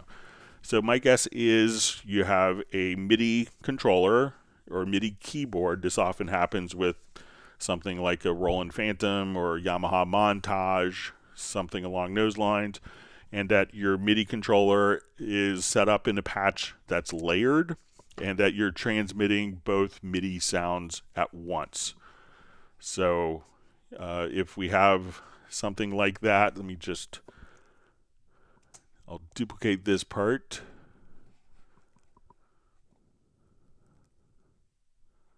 So I'll select all, and let's set these all to MIDI channel 4 or channel 6. All right, so I'm going to drag this on top, and I'm going to select my glue gun, and with the Alt or Option key, we'll merge. So now when we look at this event, it looks pretty normal. So we look at it, we go, okay, there's nothing wrong there. But if we look at this, and this is where the list editor is also really great, is that we can see that for every note that we have, notes on MIDI channel 5 as well, alternating. So, and if we look at this in a score editor, we would see double notes. So probably the fastest way to do this would just go to your list editor and again say, okay, I have these notes doubled 5-3, 5-3, 5-3. So I really only anticipate, so you may have notes that are assigned to a MIDI channel that isn't routed to anything. So I'm going to just come over here, make sure that you have your filters checked.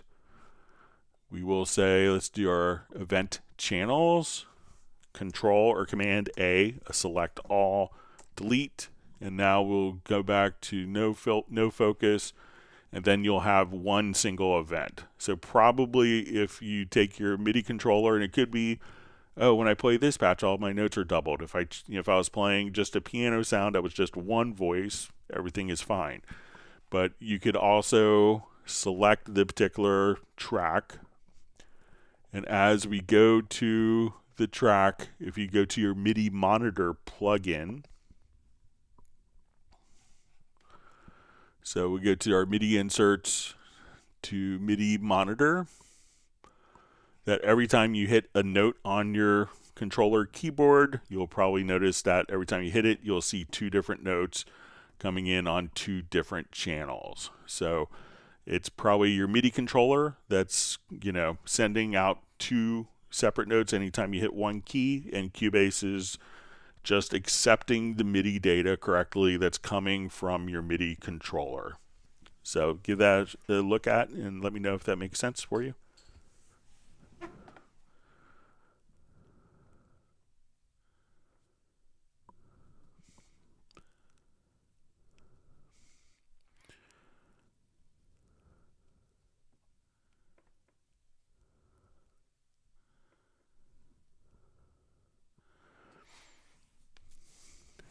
right, so we see Darren Flake asks, thanks Greg, question, how to link two EQ plugins to cancel each other, one EQ doing the plus values and the other plugin doing negative values to control them both at the same time in Cubase. Okay, so, all right, let me just set up 2 tracks here. Okay, so I'm going to select both of these tracks. All right, so I'm going to go to the channel EQ here. So let's say I go to band 2 and I want to boost this, we'll say by 9 dB. And I want to go to this channel and we'll go to 2 and I will cut this by 9 dB.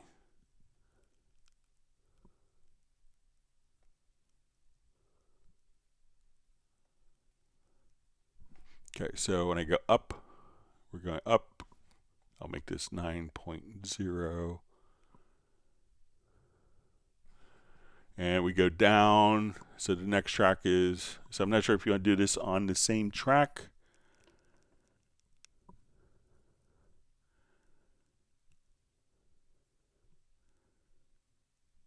Okay, so let's see. Just trying to think. So if it's going to be on the same track or if you want it to do by inserts. So let's take a look at it on, let's say if I go to my channel EQ.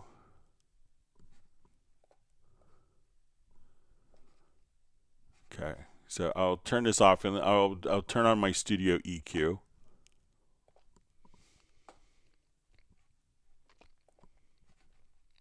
And we'll put 2 of those on.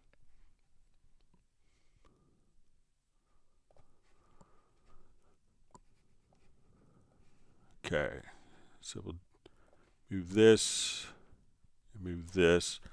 So let's select band 2.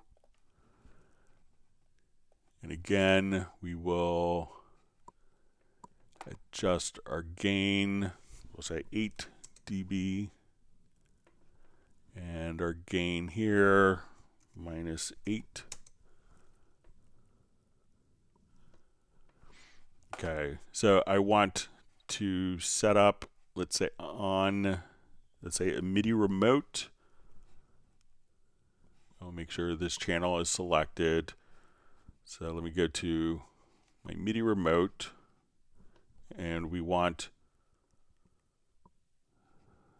to go to, we'll make this knob, get to a different mapping page.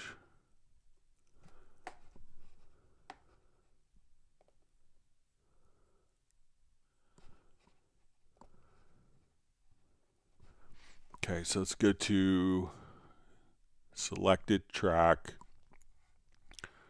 to insert.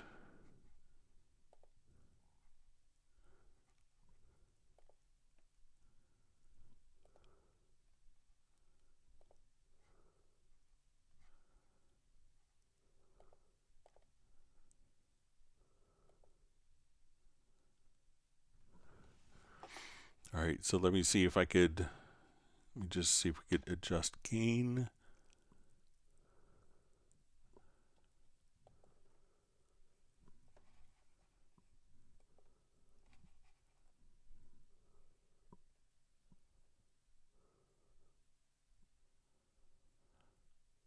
Okay. Now let me just, let's adjust the frequency here. Capture that.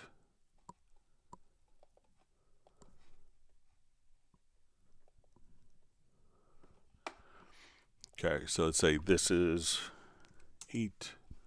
Let me go to the other EQ channel.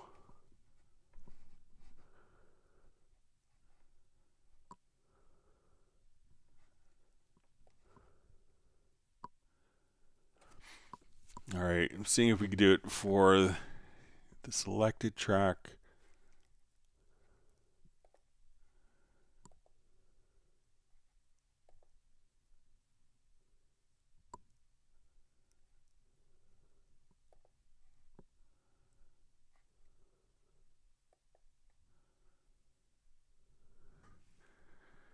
So I think that we might be able to do it. So let's see if we could do.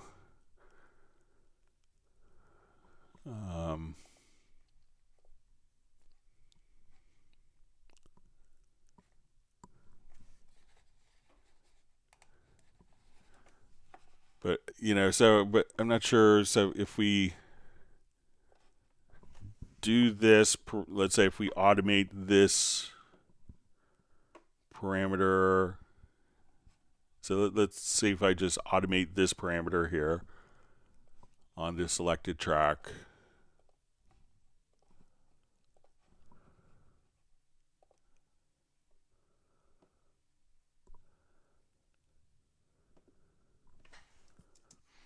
Okay, and I take this track.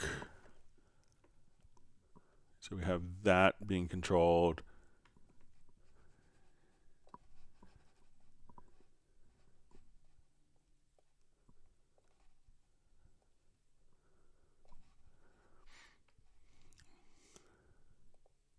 All right, so what I want to do is, let me just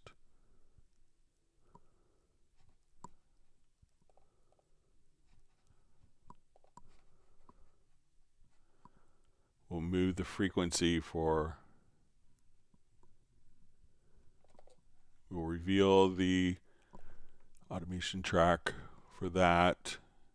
And if we copy this automation and paste,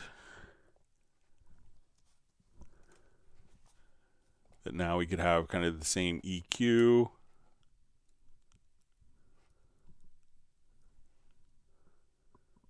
So we should have the same, sorry, let me paste it here instead, sorry.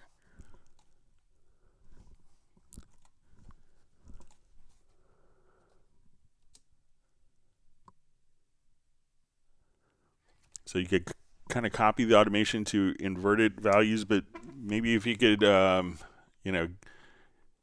not sure why you want to use one EQ to cancel the other one out. Maybe if you give me some more context, that could be helpful for me. Darren, sorry about that. All right, so we see from GCAN about the listen mode on the channel EQ. So since we are there, so let's take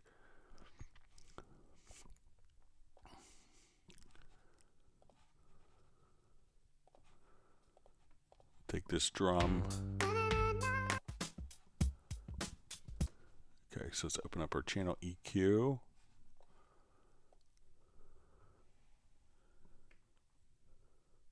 So I don't remember like the listen function. Let me just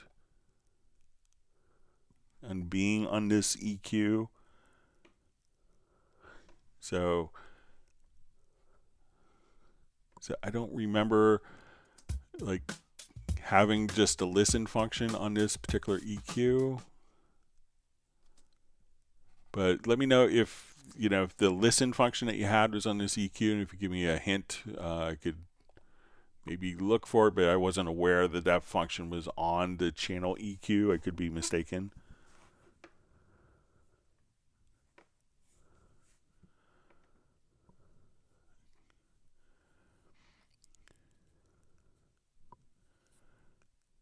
Okay. All right. So we have Fernando A. Gallegos. Just says hi, Greg and everyone.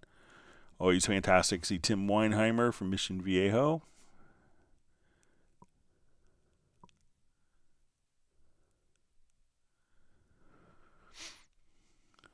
All right. All right. So we see from Shihab UA says, I know it, but I want the lock function so that when I edit MIDI, it's not jump to the other track. So I guess if we go to different MIDI events here, we just open up a different project.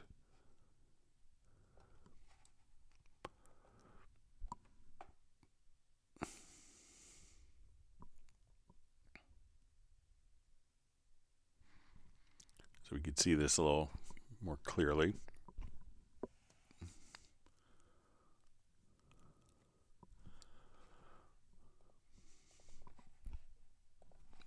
All right, so let's say we have our flute, and let's do cello. So we have both of these.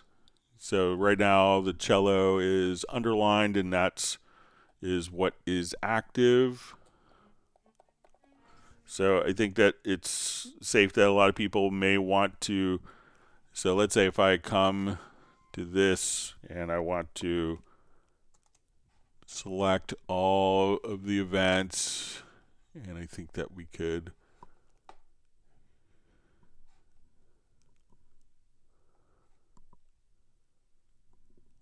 just see if we could lock.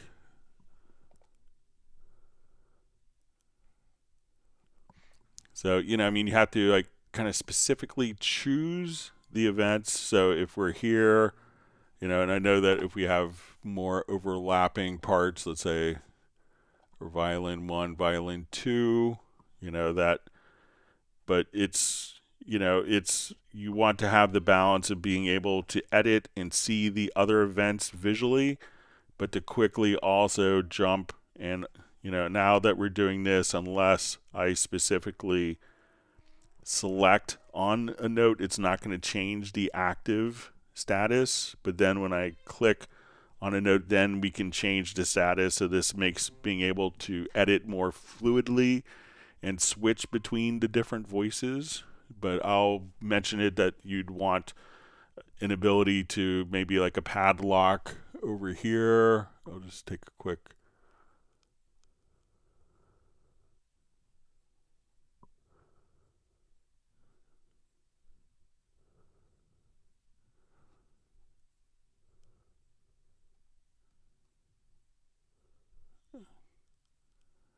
Yeah. So, but you know, I'll pass that along as kind of feature request. But again, you would have to kind of, you know, specifically select the voice before the editing changes. And I think that, you know, it makes great sense to be able to make edits across, you know, to switch between multiple events when needed. But I'll pass along your feedback and your input.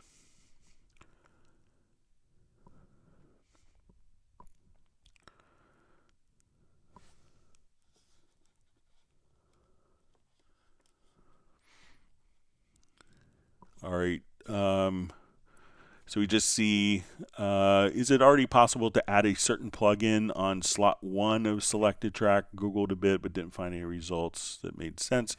So I don't know of a way to automatically just say, sorry, I'm going to resize my window here real quick. Like, you know, add plugin X on slot 1, you know, on a particular track. So I haven't found a function to do that. If we want it, you know, to come over and, you know, it could be like I was just helping out David Kahn. He has like 1,700 plugins or something, so that could always be fun. But let's say if we are in a project, you know, using the quick link function that you know, if you wanted to add it across multiple tracks pretty easily, you know, we could come over and just enable quick link.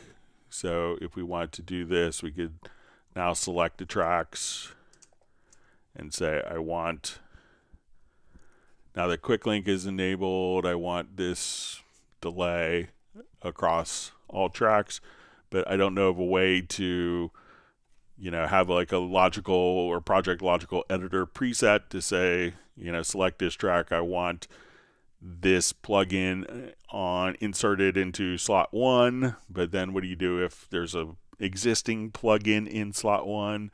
Do you want it before or after? So there could be lots of other consequences, but I currently don't know of a way to automatically kind of instantiate a plugin other than manually adding it in.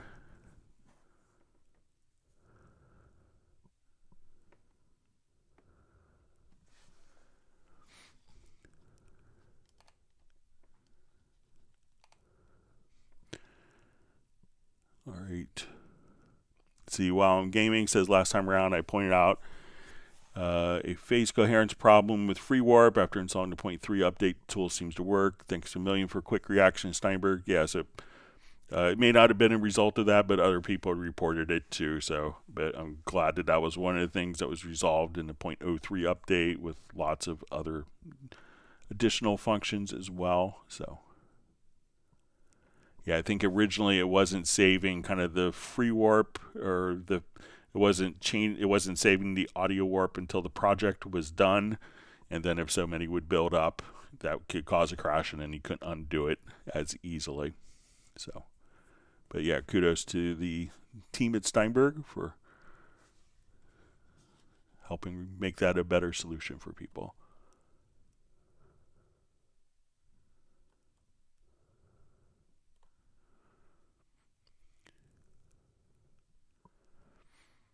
All right, so we have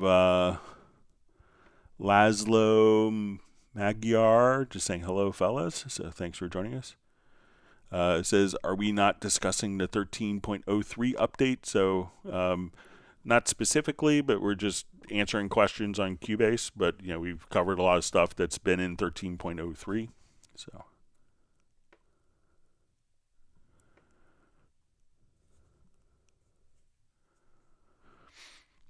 All right, so we see Darren Flake just says, I watched Dan Worrell doing it to solve a phase issue. Not sure in Cubase how to do it.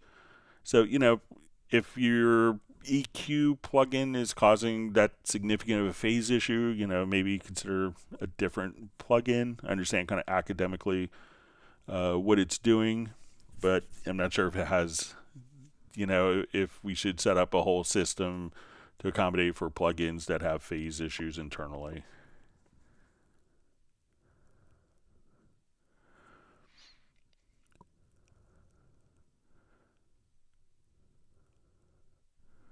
Okay, so Laszlo Magyar says, I was wondering whether a particularly annoying new bug has been fixed. The forum said yes, but I wanted to see live. So if you just ask what you want to see, we'll be happy to show it to you.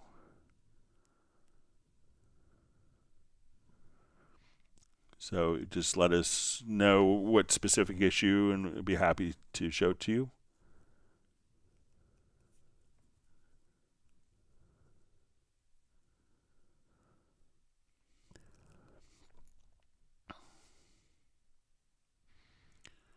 Okay, we see Darren just says, I guess Dan's way wasn't linking, but he was controlling them from the DAW. So you know, maybe it's just automation on the two different tracks. Let's see.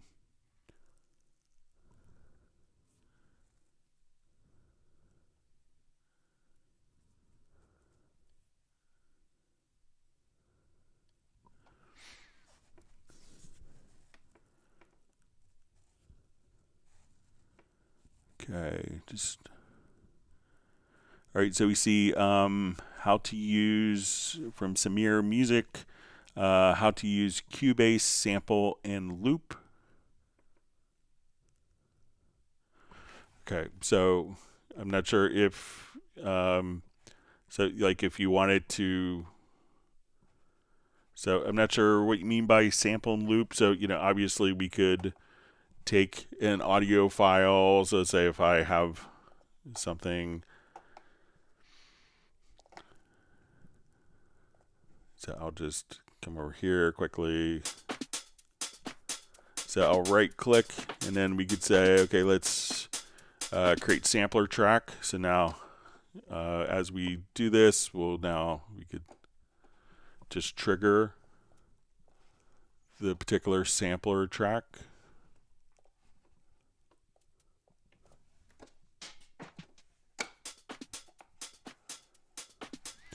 And then if you wanted this to loop, so I'm just going to hold the key down, and when it gets to the end of the sample, so you can just kind of take any audio file and just have it continuously loop.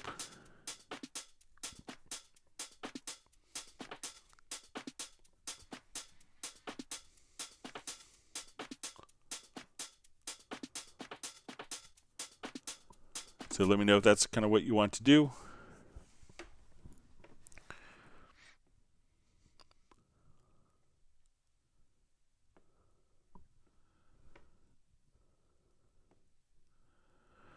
All right, we have questions from Pylon Records. Hi, Greg. How can we see all the MIDI tracks in the editor window and all the notes on different channels? And how do I start? So if we want to do that, so I'll just jump back to my kind of orchestral piece here. So I'm going to activate this.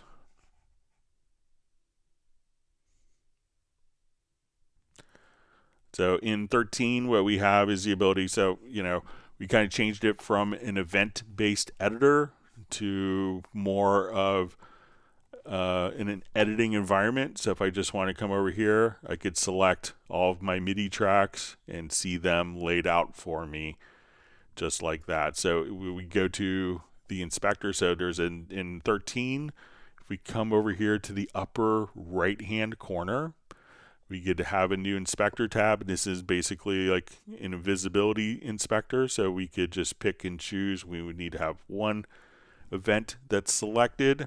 And at this point, we could just say, okay, I just want to take those, and I could select all of my available MIDI tracks right from within there. And it's always fascinating to look at, different compositions this way. Like this is a Schubert piece, but you could get a sense visually how it works, and it's great to see counterpoint visually laid out like this, and you could see how well thought out orchestration is. For a lot of film composers, kind of the running joke is this is their 21st century score, and this is how they work on everything. So you could just open up one particular screen. Let's go to our key editor, and then once you have the visibility inspector, you could select everything and just see that right there. Now, second question with that, how do I stop Cubase from snapping back to the beginning of a song when I'm done recording? So if we have a marker set up, so let's say if I so it's probably that you have it in a loop. So let's say if I select all these events and I have it set to, so I will come here, let's activate the loop. So as we go to the end of the sequence here,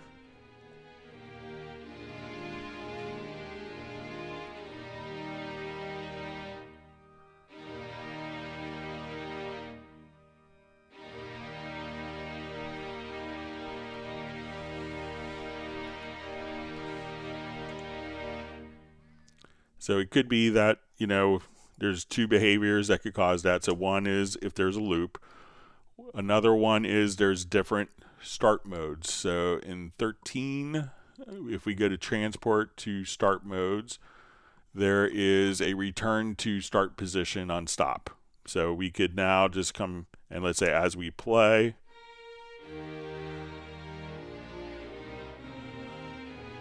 so let's say I start playing here, that when I stop, instead of it going back to the beginning, that we could go back to our start position. We could choose to not have that enabled. So again, there's different, in 13, we'll see again the start mode. So we could have return to start position on stop turned on or off. There in earlier versions of Cubase 12 and earlier, if we went to your Cubase preferences, at this point, we could choose under transport. It used to be return to start position on stop was activated as a preference. So you could have that set up. Another thing you could do if you want to stop playing at a specific point, let's say I have a marker here. So let's say we're playing along and everything is great. We could go under transport and we can say play project range, and we can say play until next marker. So as we're going along, and it will just stop at the marker. So if you have a marker at the end, Cubase will stop there and you don't have to necessarily jump. It won't take you back to the beginning. So let me know if those things will help Pylon Records, and great to see you on the live stream.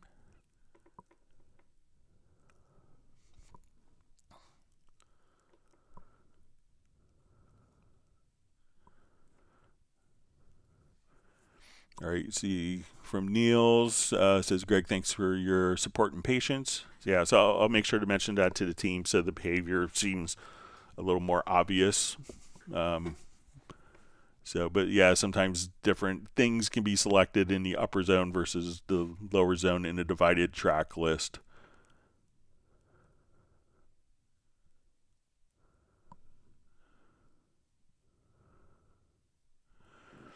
Okay, so Laszlo says, well, my issues back in December that the 13.02 version would not properly handle the program list for external instruments. When you scroll down in the list of programs, and clicked on one, then the list jumped back to the top. Also, it's not possible to navigate the list of programs with the cursor keys. All right, so let's give it a shot. Okay, so let's go to my MIDI device manager and make sure I have something. Okay, so I think I have an 05 RW, which has the patch scripts in it. So let me add MIDI track.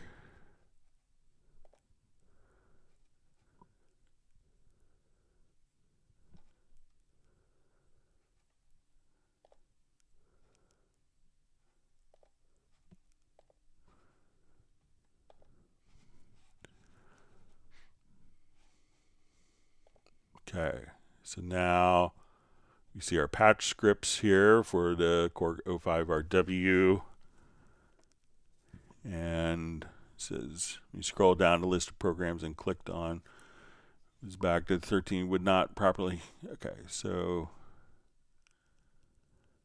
then the list jumped back to the top. So as I do this, I click, looks like it's not jumping back to the top right there.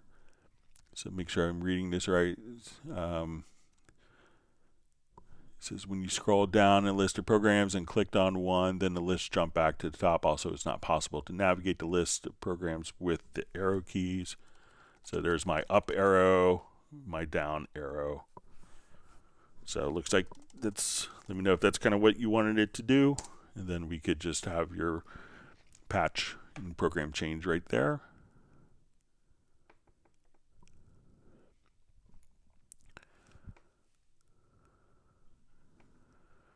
All right, so we see John A. Walker just says new album next month. Congratulations! It's always a huge undertaking getting an album done. So it's kind of like writing a book. You don't realize the turmoil it could cause until you're actually doing it and going through every step of the process. So congratulations on being near seeing the light at the end of a tunnel. It's a big accomplishment to do. All right, Carlo R asks, when I add an audio track to record a guitar, how to edit the notes in the piano roll. So, generally guitar and MIDI information, the piano roll is going to be MIDI information. So if we have a project currently this is set up for monophonic sources, it's not really set up for chords, pianos, guitar chords, etc. So unless you have like a MIDI guitar or some way of converting your data to MIDI, if you need to do it with chords, it's probably, Cubase isn't designed for that. But if you wanted to do it for bass, what we could do is just come over to, and we'll go to, we could do this using the very audio function. So I'm just going to bounce the selection. And now when I double click, we could go into what we call the very audio editor for monophonic audio, saxophones, vocals. We could do this. So I'm going to take my bass part. It's going to do an analysis of the bass. And then we could come right over here and extract MIDI. So now we could take that bass performance and look at it in the MIDI editor. So again, it's not necessarily taking the samples of the guitar, but we could change this to a different sample, to a different bass sample, and play it back. So, but if you wanted to do editing, so we don't necessarily do kind of MIDI editing of the guitar because they're two different things. It's like sending water through, it's like, why doesn't my air conditioner send water to my shower, so we could think of stuff like that. But we could, if it's for a monophonic device, we can do a lot of MIDI style editing in the Very Audio editor. But it's not, again, designed for, anything with chords or more than one note at a time.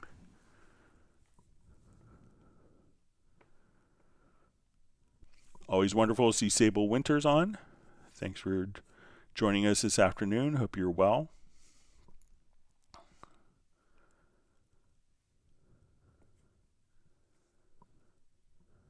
All right, great to see Harry Olive on. Glad you can make it. All right, so we see from Laszlo says, yes, thank you. Looks like it's now fixed. All right, Sable Winters wants everyone to hit the thumbs up, the like button. So make sure you do that.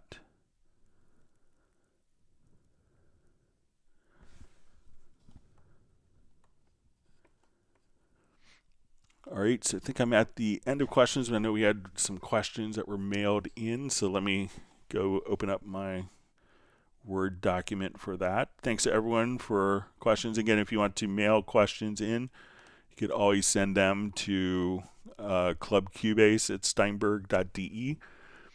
And just another reminder for people who may have joined late, we will be doing our Zoom social meetup, so it's a great way to kind of meet different people, and we're going to have, again, special guest Chuck Ainlay, so 4-time Grammy winner, he's done over 300 albums, 2 CMA awards, 10 ACM awards, again, like some of the people he's worked with, George Strait, Peter Frampton, Mark Knopfler, Lyle Lovett, Dire Straits, Taylor Swift, Kenny Rogers, Trisha Yearwood, so all sorts of people, so put that in your calendar for, we'll be starting in about 1 week and 14 and at about this time 1 week from now. So make sure that you get a chance to meet Chuck. Super nice guy and incredibly humble. So, all right, so let's go to some of the questions. First question was how to work with the envelopes in the sampler track. All right, so let's take a look. And so one of the things that was added in Cubase 13 was the ability to work with, to be more flexible and creative with the envelopes. And we kind of, since we do Hallian and that had a cool envelope functionality, we said, oh, it'd be cool if we could steal it and put it in the sampler track, which is what they did. So let's take a look at some of it.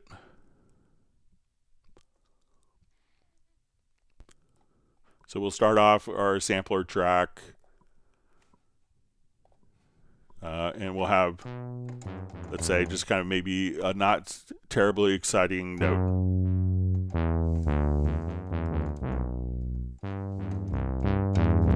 And we have the ability of doing lots of great things, with filters or with the amp sections. But one of the things we can do now is come over here to the amplifier section.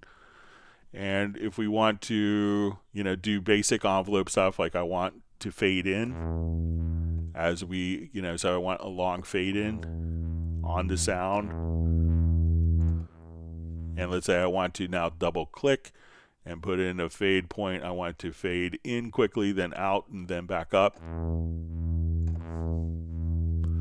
So we're able to do, and one of the things that was added in 13 also, as you do a lot of experimentation, was the ability to have unlimited levels of undo. So if we now want to experiment with some different shapes, we have our different tools where we could come over and just kind of draw in and paint in different envelopes. So we can say, okay. So, but if we want it to be a little more creative, we have a whole selection of different envelope amounts. So I want this to do, I'm going to grab my paint tool, and as I just kind of draw in, and we could adjust, again, if we want to select different envelope points here, I could say, okay, let's now, kind of like how we do with automation if we wanted to raise those up and lower these. So we could select a range of these and deal with these different points.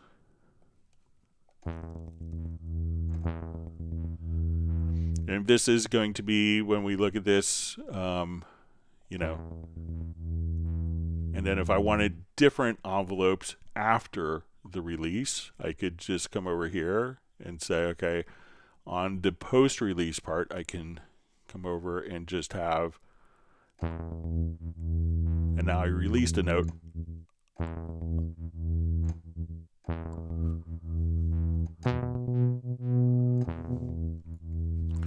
But these aren't going to be just for volume. We could come over and say, okay, now we want to do filters. So as we want to have all sorts of different functions, when we come over here to our modulation, we can say, okay, I want to go to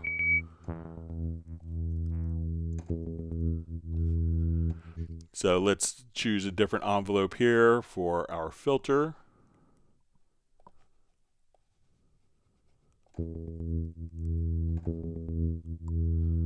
And so, you know, if we wanted to change pitch, we could come over and adjust our pitch range of this.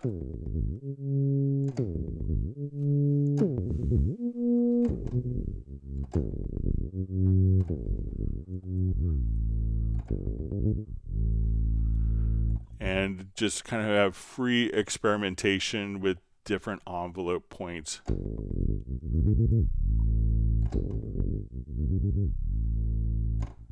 And then as you release notes, you could have different envelopes for the attack, for the sustain, and for the release. So if you want to get like really creative sound design stuff, it's a great way of working with the different envelopes within this sample editor. All right, we had another question of how to draw in curves in the automation lanes. So let's say I'm looking at automation for a particular track, open up our automation lane, and we have this set for like a straight line. So let's say we have our line set, and we've copied this automation several times. So if we grab like our points here, I'll select this and we will duplicate that automation. So let's come here. So how do we put a curve, like a Bezier curve? So when we have the object selection tool and we kind of hover over the 2 points in the line, all we have to do now is we'll see that this curve point will appear. You know, so it doesn't show up until you're kind of hovering over, so just kind of a nice user interface function. So now that this point is appears, we could grab that center point and just come right and adjust the different curve functions.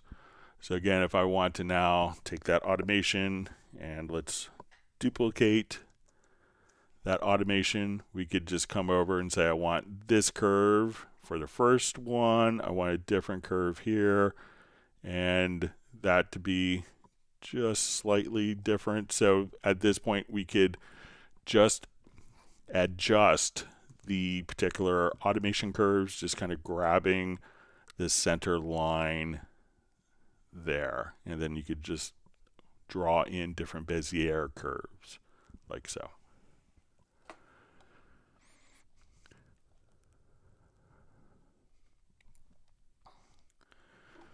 Okay, so we had a question.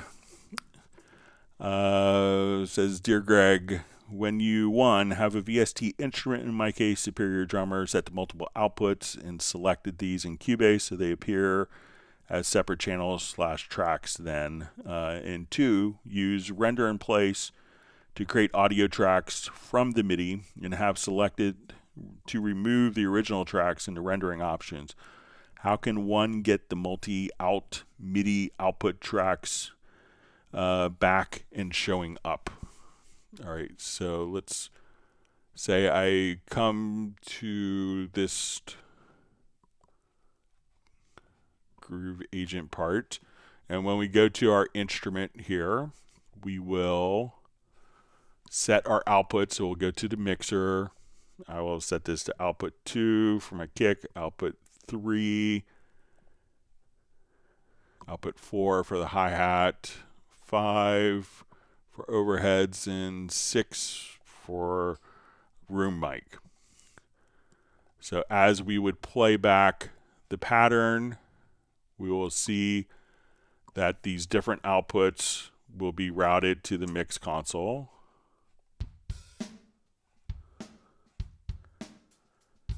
So now that these are bust, what we could do is if we want to render in place, so these will be set to different outputs. Now that we go to our edit menu to render in place and we go to render settings. So first of all, I want to select, in this case, they have the track selected as opposed to the event. So there are different options depending upon if the track or the event is selected.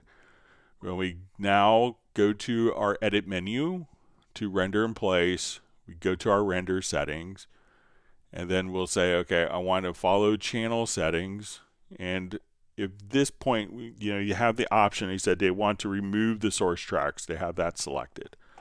So when I hit render, it creates all the audio tracks, and the original track itself is discarded because we told the program to remove it. If we catch it right after, we can undo that. So what we want to do, if we want to be able to go and edit still in the MIDI domain, to have that flexibility, when we do a render in place, again, go to edit, render in place, render settings. What I would choose is for the source track settings is to just disable the source tracks. So now that I render, we have all the outputs. My instrument is unloaded and disabled, and if need be, I can enable it to do editing, but now I still have all of the rendered tracks for the different outputs.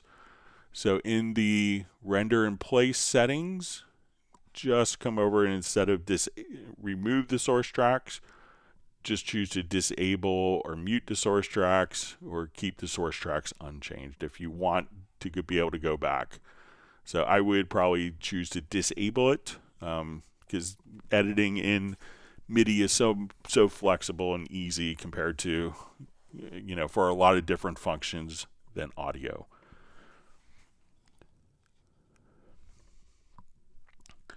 All right, let's get to the next question. Okay. Next question, I was kind of helping the person already online. Okay, next question was how to record the real-time arpeggiator from Apache as a MIDI output into a track. Okay, let me just clear my throat real quick.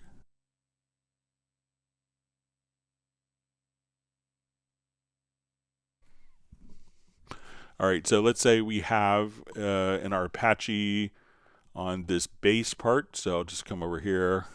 All right, so we have the arpeggiator.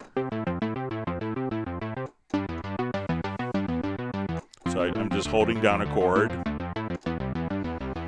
And then we have the Apache doing this. So in Cubase 12 and earlier, there was a little record light. A little red record button. You could click that and that would record the output of the plugin into the track. In Cubase 13, we get this little line and we could drag this line down and items that are before the line will get recorded. So if I wanted to, while I'm just going to play a particular, let's look at it. Let's see if I open up just so we can see visually. So I'm just going to hold a chord down that we'll see, and I'm going to just do it from the virtual keyboard here.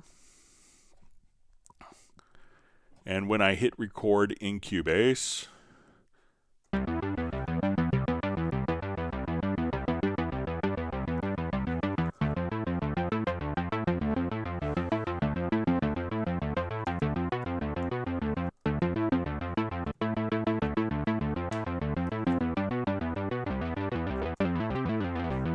All right, so now that we will stop recording, we can see that the part that I just recorded, when we look at it visually, will have all of the arpeggiations recorded as if I played the arpeggiator instead of doing that. Now, if you've already recorded something, let's say, and you notice that what we have is often like a long, let's say, whole notes or half notes, something like that, when we come to an event.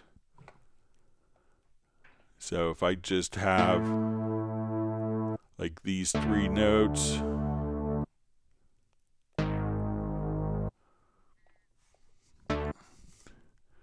all right, and let's say we have these repeated over and over again, and if we wanted these to be turned into the arpeggio that we didn't, so let's say we didn't set it to record, but we want the arpeggio to automatically be added to the events. At this point, we would go to MIDI and choose Freeze MIDI Modifiers. And then on that particular track, then if we have the, let me just turn this on.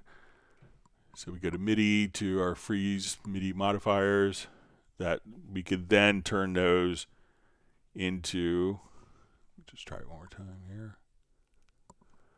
Then those would be reflected into the events as well. So, but just come over here and just move that line down to record like that.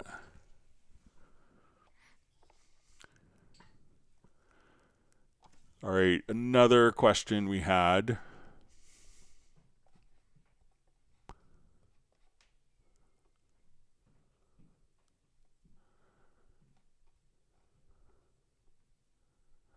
was, all right. I wanted to check to see if I could hide the scroll bar at the bottom of the edit window in Cubase 13. Sometimes when I'm editing the controller lane, such as drawing in modulation or sustains, I slip and hit the scroll bar by accident. Thanks. So as we're doing the scroll bar, for a long time people complained that it was too small.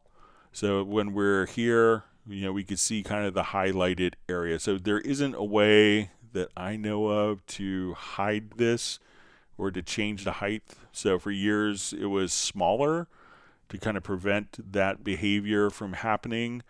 And then people, had complained that they weren't able to, to grab the scroll area. So I don't know of a way to automatically, to make this go away. So I think that's a fixed size for the scrolling area. So that, but I think, as you kind of hover over, you could see, the line. So I think that, a lot of people, once you, don't have a problem doing the editing for MIDI CCs and velocities, but I don't think there's a way to adjust that. All right, let's go back to our live questions. Thanks. And again, you can mail questions into clubcubase@steinberg.de. All right.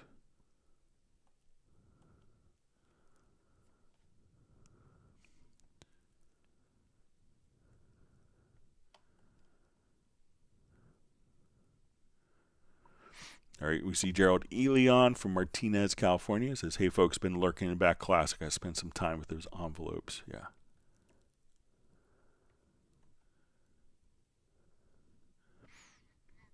And Gerald says he likes to try out the tools as I demo them. So.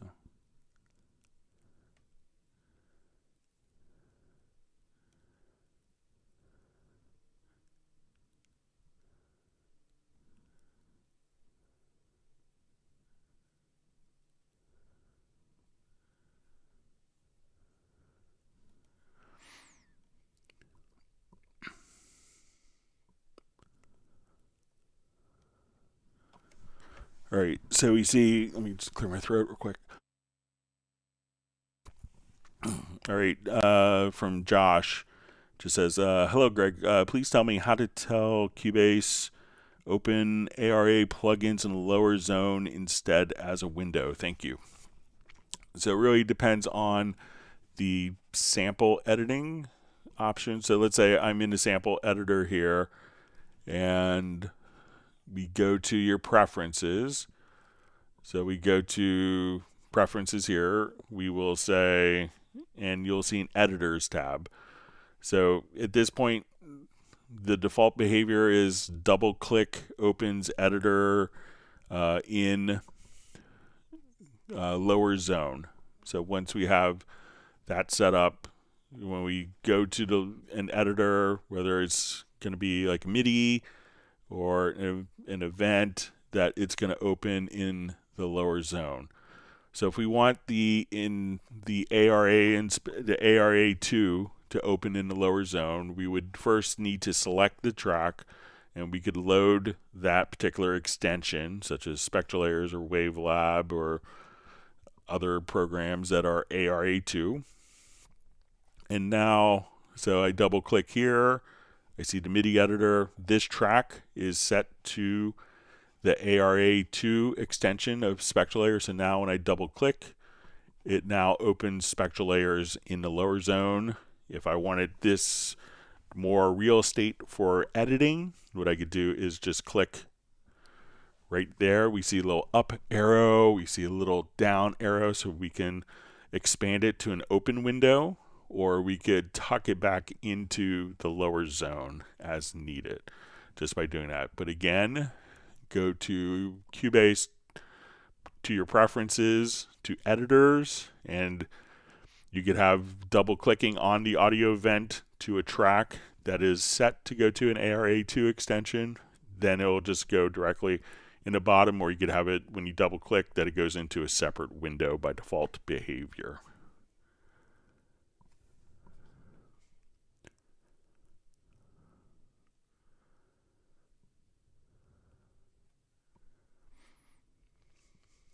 All right, great to see Robotic on.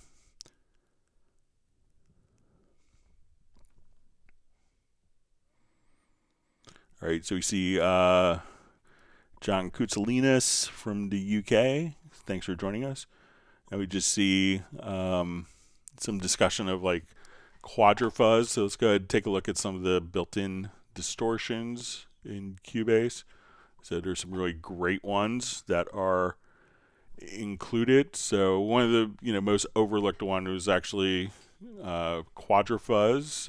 We'll show that. And this is a multi-band, multi-fuzz, multi-distortion. So if we want it, let me just revert.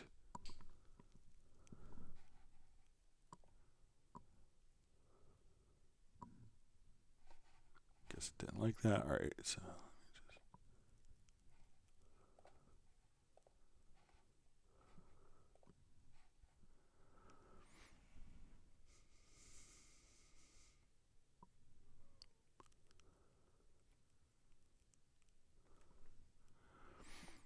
all right.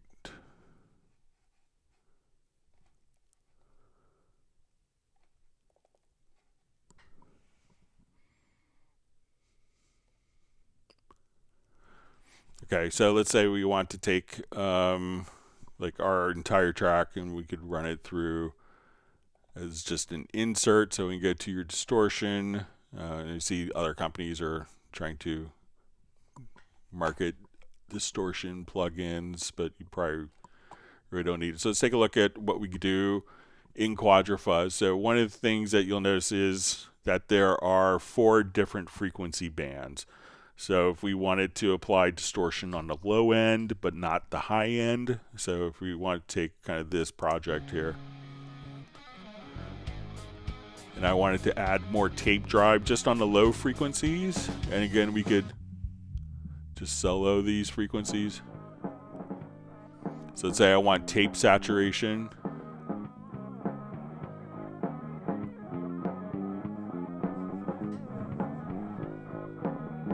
So let's go ahead and just listen to that in context.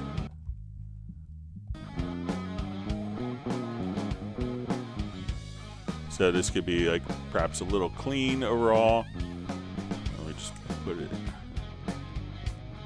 But we could take just kind of the low end frequency. So let's say we want to just, we'll have this restart.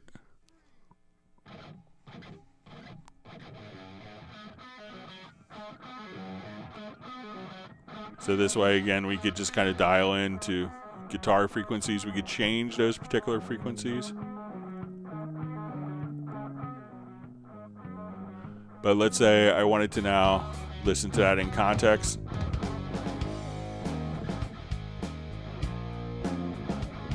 So you could beef up things pretty quickly. There's also kind of tube saturation. So if you want more, let's say, bass frequencies to be more tube.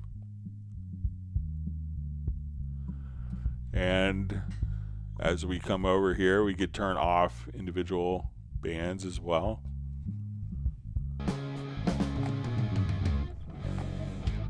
And there's also just kind of like raw distortion. So let's say, well, so if I want my highs to be maybe more just a little bit of distortion put into those.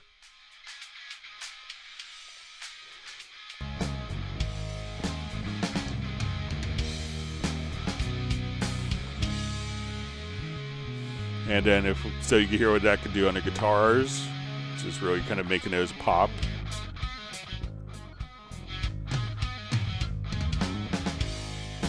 And again, we could adjust the width of these different frequencies or the panning of the distortion or increase the loudness of those particular frequencies. Another one we have is just kind of the amplifier distortion, or if you want to have a decimator, which may be used more for kind of electronic music.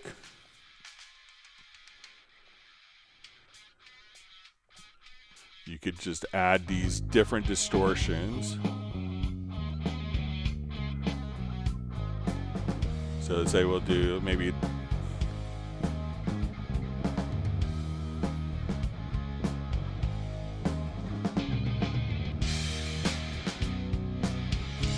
and then if you want to get like really creative about it, you could also add different delays for each frequency. So let's say we want this to be synced.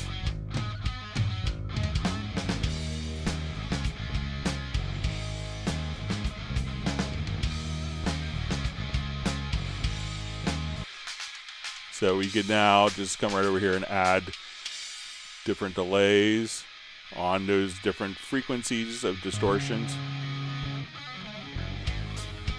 And always check out some of the built-in presets.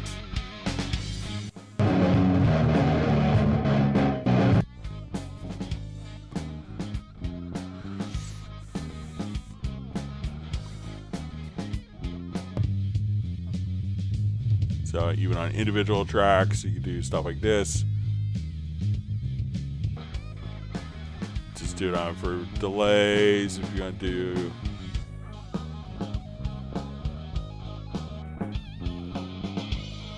So really great results for just, you know, wonderful plugin. This has kind of a long legacy in the Steinberg family. It was actually created from Craig Anderton did kind of a do-it-yourself article on making kind of a like a quadra, 4 different frequencies of fuzz, and we did a plug-in based on that. And at the time, Steinberg just called him up, said, "Oh, do you mind if we do a plug-in of your DIY project?"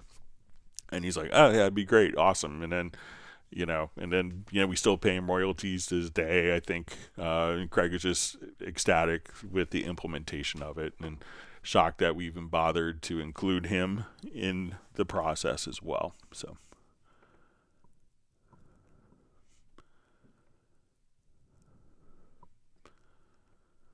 Okay.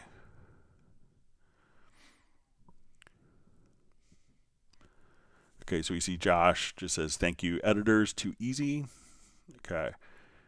Jason Perry asks, I was a Cubase user back in the VST/SX/version 5 days. I just got back to using a DAW a few months ago and tried a couple others, but I'm not a fan of the dark flat thing, but I'm a big fan of default key bindings and features, so Cubase it is. You know, you can change a lot if you want to change kind of like a lot of the appearance of different functions. You could do that quite easily. So if you don't want it to be dark, again, come over here to the preferences. And if you go to color schemes for the user interface, at this point you could say, okay, I want my project area background to be light.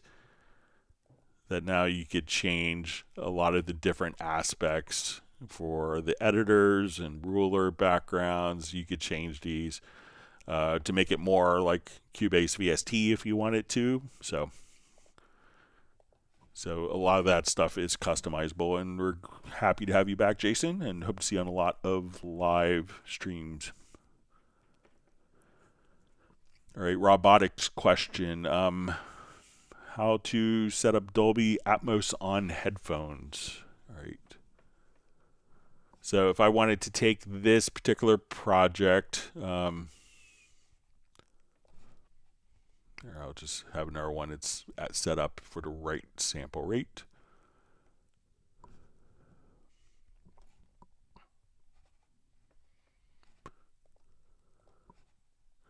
Okay, so there is binaural headphone monitoring. So we'll show you how you could get that set up.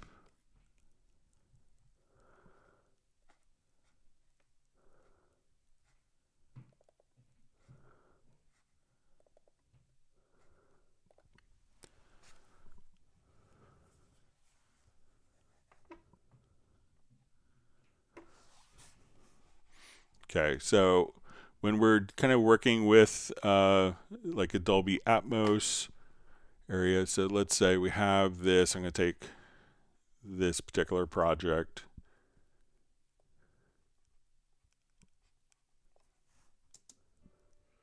Do you recall the day we first met?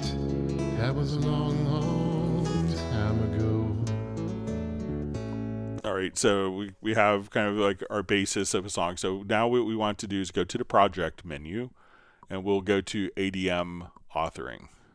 So once we do this, there's a setup assistant, and this will make your life so much easier. So we're going to say, and usually just kind of use the default value. So we want to create a main mix channel configuration of 714. And these are pretty standard settings. We want to add a bed. Our bed channel configuration is 712. Don't worry about why 714, 712. It's just how it kind of works when creating Dolby Atmos. All right, so this will kind of do all of our routing, and we see our the renderer plugin for Dolby Atmos is automatically created. So if we had a 7.14 monitoring environment, we could, you know, just be all set. But if we wanted to monitor these changes with headphones, we would now just click here and choose binaural. So, and as we would take our different tracks, so let's say I want to take the my guitar part, and we'll open up our panner,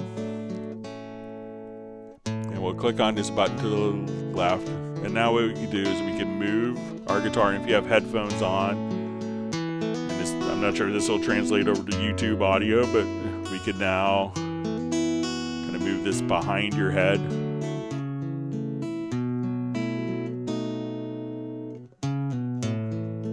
So as we do our panning, and you have the binaural that you could do kind of, and let's say we wanted to adjust the height.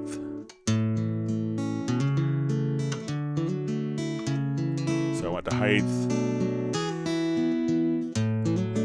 and let's say we want that kind of high and behind me, or kind of right behind my head, or a bit lower.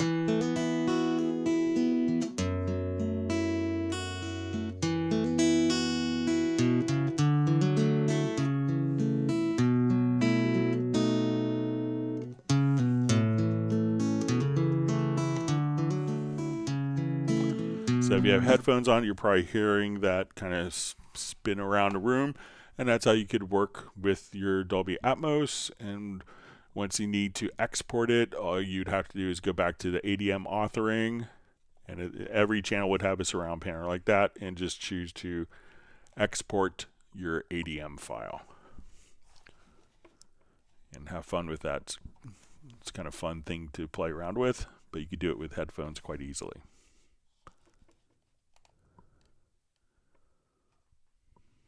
All right, get my...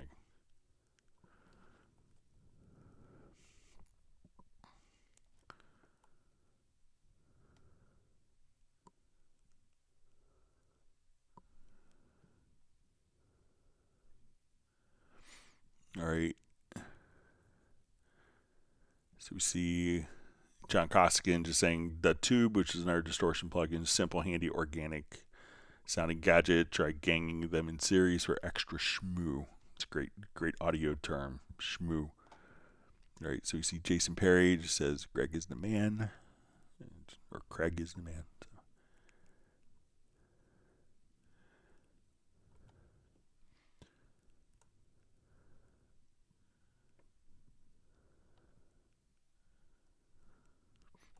See, Best Korean Jesus is speculating perhaps on an upcoming sale. So, yeah, check Monday. There could be some new stuff coming, some interesting promotions on Monday, maybe.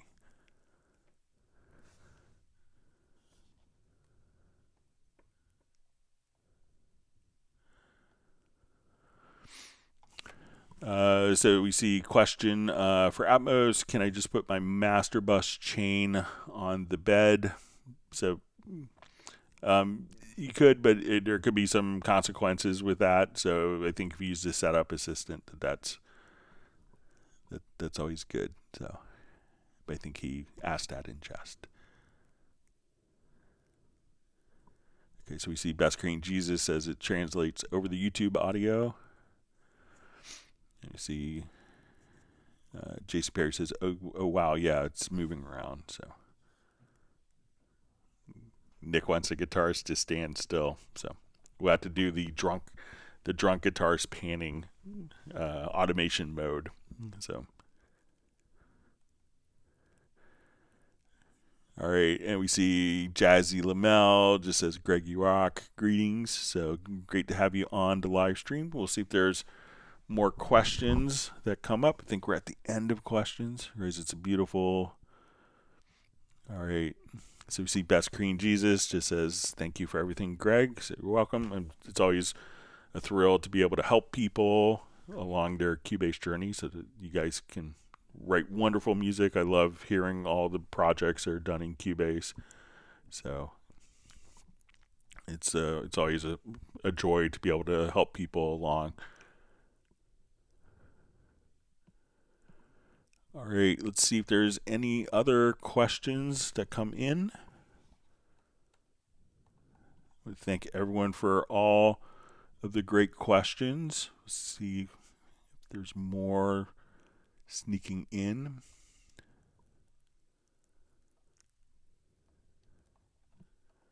And once again, 1 week from today will be the Zoom social meetup, and again with special guest Chuck Ainlay. So one of the biggest Nashville producers, engineers.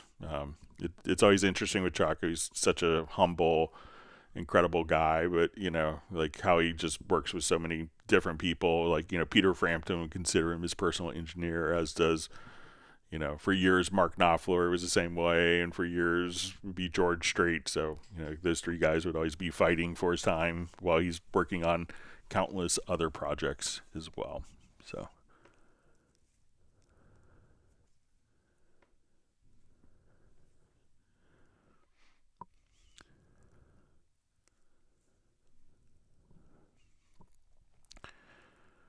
okay. All right. So we see a comment from Jazz Dude says, back when I did my first native surround CD, we called it roller coaster panning with when guitar solos went around us. Yeah. So I remember, I think Chuck Ainlay, if you ever get a chance to listen to Dire Straits' Brothers in Arms, that's like an incredible 5.1 mix. And there's different schools of thought. last time I was at Chuck's house in Nashville, he was doing a Lyle Lovett big band, and the track he was playing for me at the time that he was mixing that day was, it was kind of a typical, it was Lyle Lovett's recent big band record a couple years ago. And, there's, we're basically, the horn section will all take, we'll take a pass at solos for, 32 bars or whatever. And each musician was coming out of different speakers and the Atmos mix around you. So, and I've had discussions with Elliot Shiner about panning and stuff like that, and he's usually pretty reserved. And probably Elliot's mix, his 5.1 mix of Steely Dan Gaucho, was my first big exposure to 5.1. And I thought like his choice of putting the horns behind you is just an amazing touch and just so wonderful to do. And I remember a quote that Elliot told me once.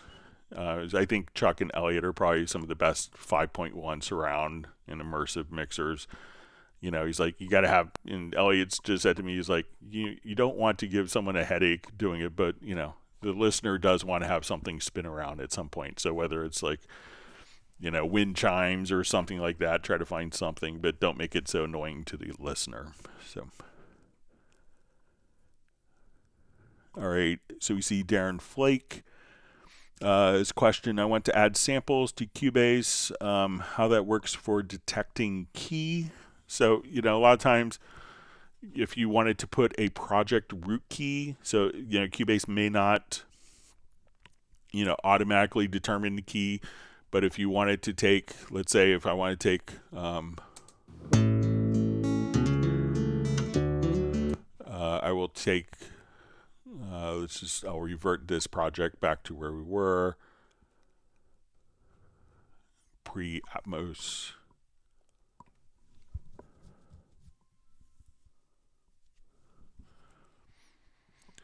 But if we had to find out what the pitch is, when we're dealing with the sample.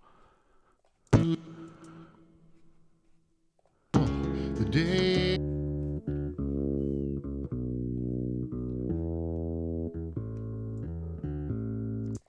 So even if you wanted to take just a little section using, if you don't know what the pitch is and you don't have a keyboard handy, what you could do is just come over, go to the very audio tab.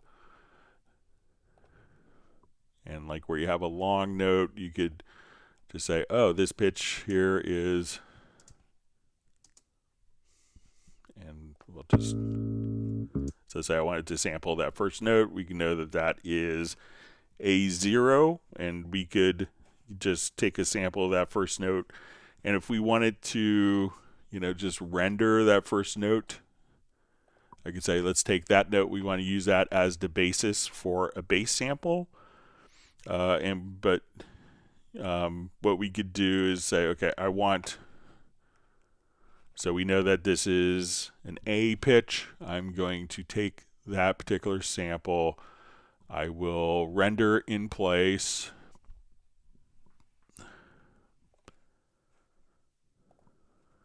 So I have my sample here. I know that this is an A, and if we wanted to take this particular sample and put in different attributes for it, as soon as we go into our media bay, at this point you launch media bay, and you could take that particular sample and you could put the project root key. So if we wanted to, at this point, we'll say, let's go to like a musical context. You could assign, I think it's going to be under musical, we could say our root key, I think it's going to be in here. Maybe under audio assets.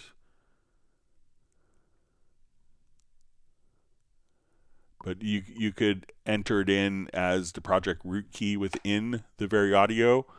But since I know that that's an A, I could also just go to my sampler track, drag it in, and say, okay, I want my sample to start right here. I want to put on audio warp.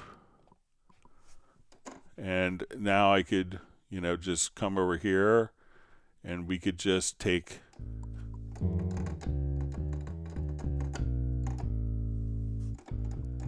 so we could say, okay, our root note, we want this to be A0, we'll say A1. So now we could, and now I could just kind of from a recording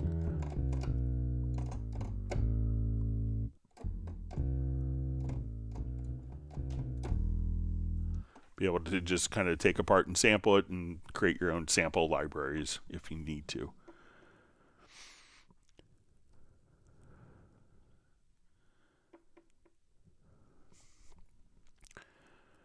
Okay, so Best Green Jesus says he'll come prepared with more questions next week. So that's great. You could always email them in advance if you have them over the weekend.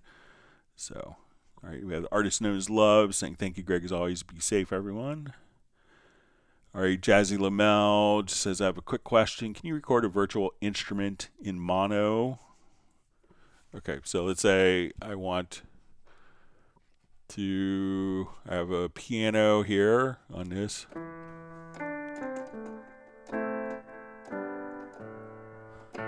So I want to add an audio track.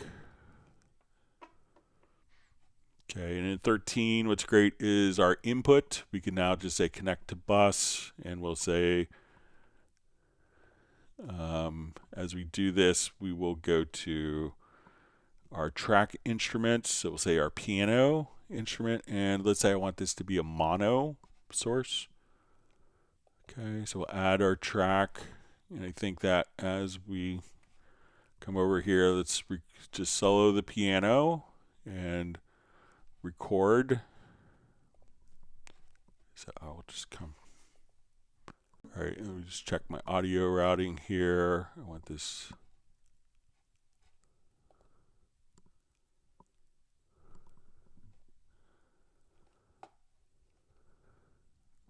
Let's see if I have to do it on a stereo track.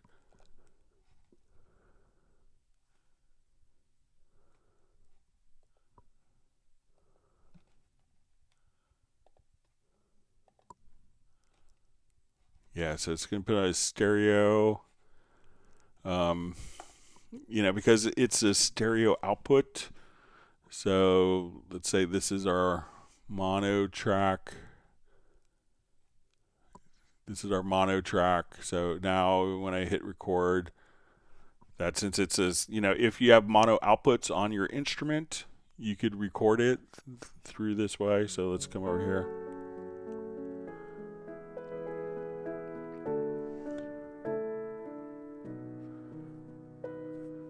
Now let me see if I send this to a group. Let's try this. I'm going to send it to a group track. Let's make it a mono group. And then I'll take this mono track that we had and let's set its input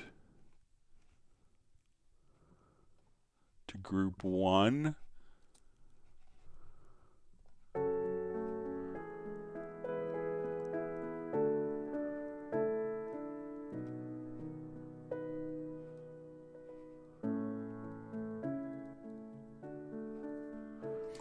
All right, so let me just check my routing here.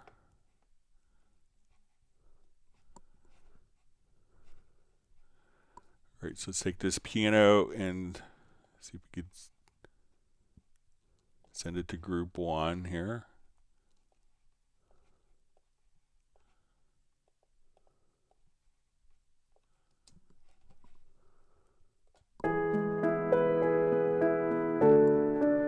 So now I'm sending it to a mono group, and I take this track and record. So now I could record the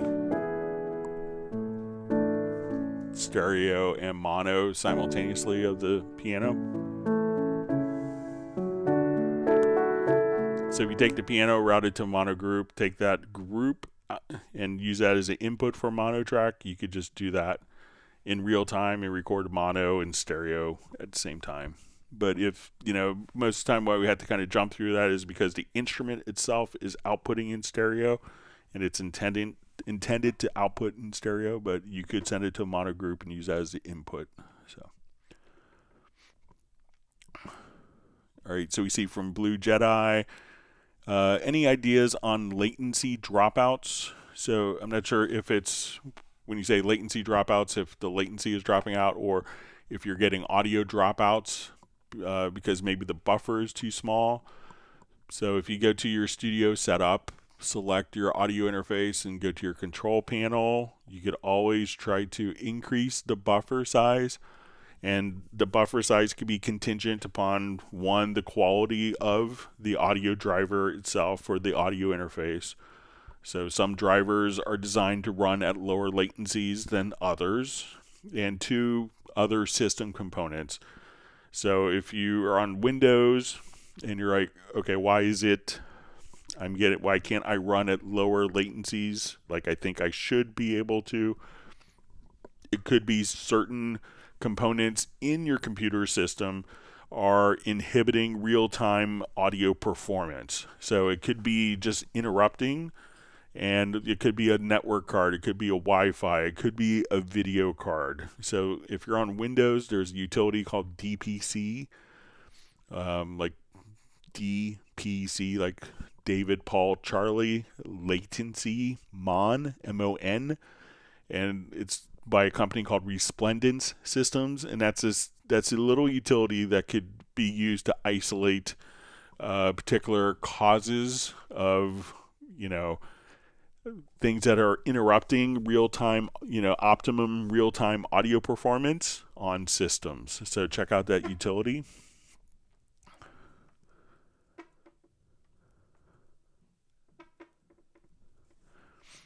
Tim K says, I feel like I'm lost in Cubase caverns with nothing but a glow stick, but bit by bit I'm learning. So, well, you have a great crew of guides here to help you along your journey. So we see Jazz Dude probably with his project of Nuendo 1 surround panner. So yeah, I remember sitting with Elliot Shiner listening to his 5.1 mix of Bohemian Rhapsody he did in Nuendo, I think maybe version 2. So that day didn't suck. All right, we see Peter checking in from Montreal. We hope you're feeling well and completely recovered from your COVID you got during Super Bowl. So great to see you on as always.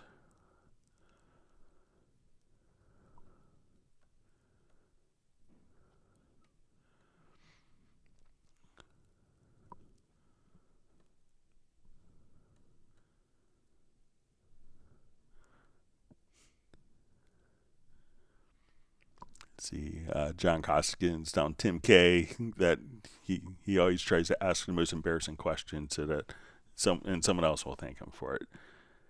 Okay.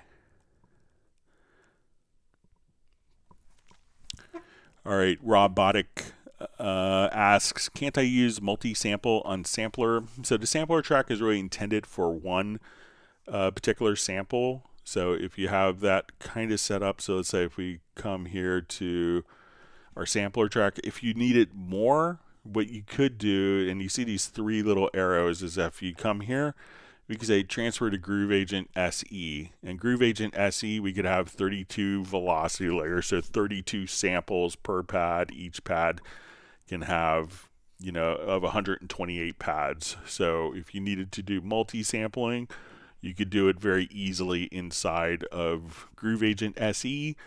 Or if you're like really serious about designing your own instruments, Hallion is a wonderful tool, and you could actually just directly sample into Hallion. So you could sidechain the audio input and capture MIDI data simultaneously directly into Hallion and do multi-samples there. But for an included tool with Cubase, Groove Agent SE5 is a wonderful multi-sampling tool. So don't think of it as just like a drum machine, but it is a very capable sample playback and multi-sampler.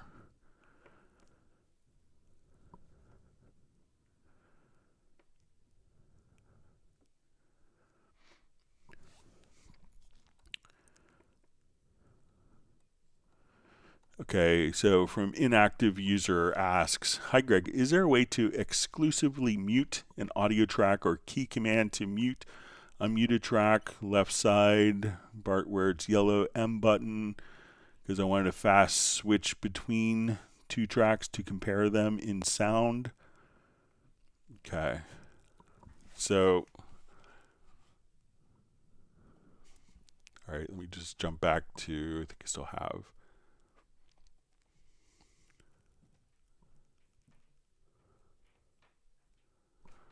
Okay, so let's say we want to do like compare two tracks. I'll just duplicate this guitar track here.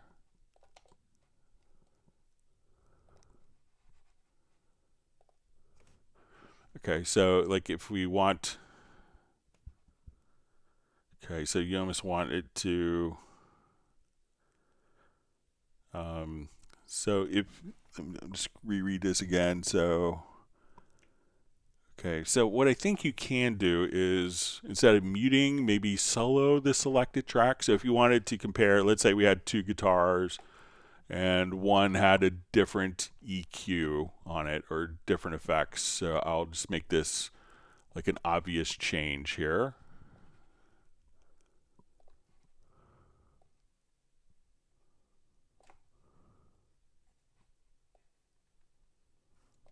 Okay, so this guitar will, so super mid-range honk, and this guitar doesn't. So if we wanted to like switch between these in context, if we go to the preferences, so instead of muting, there is, if we go to editing, and this might be under project and mix console, we can say enable solo on selected track. So let's try this. So I have these two tracks selected, and let's say while we're listening to it in context of the track. Now I'm so in love with you, just like a long, long time ago. So let's say I'll just add the vocal. I'll mute other sources here. And I wanted to now, so as soon as I select this track, let's see if I don't have this. So if you wanted to like just isolate between those two tracks,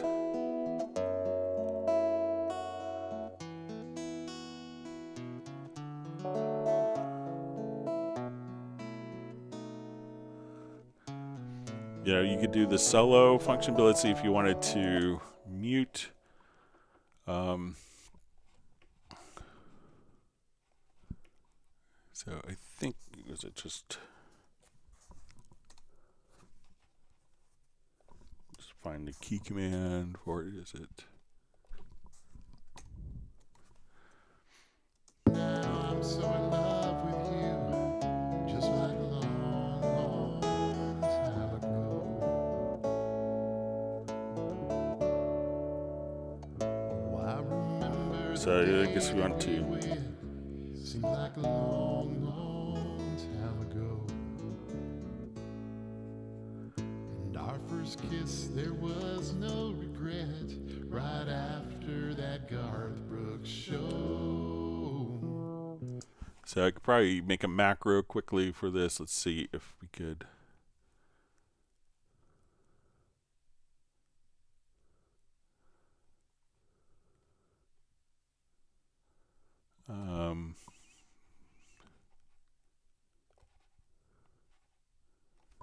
So let's see if we come over here and say, okay, let's new macro. So let's say we want to move down.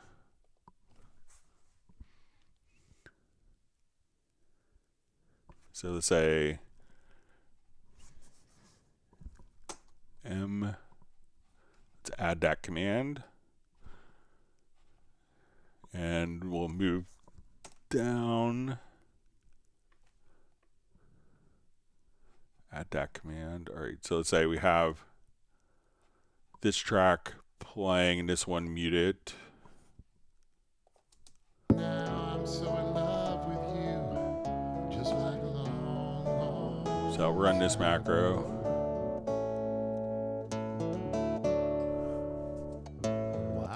Okay, so let's see if we come here.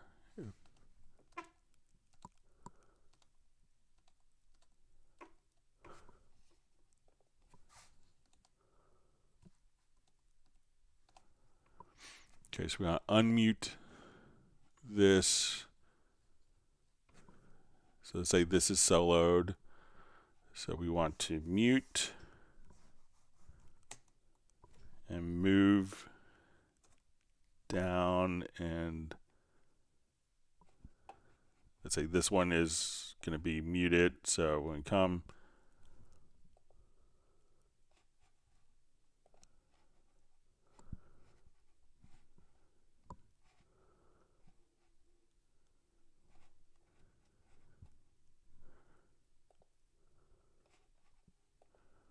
yeah, but I think you could, and I could work on this maybe a little over the weekend, but I think we could create two macros to go back and forth, which would basically mute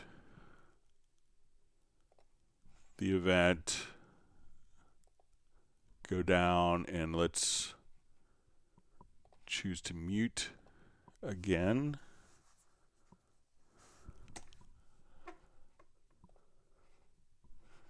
So if this one is playing,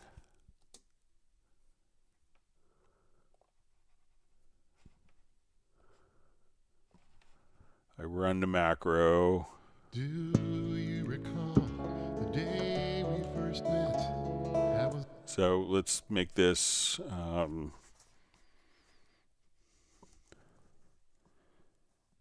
compare down.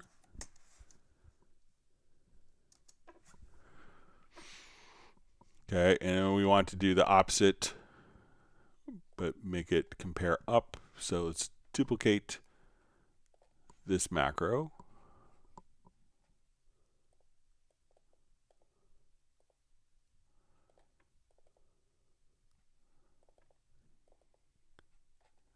And instead of down, we want this to be up.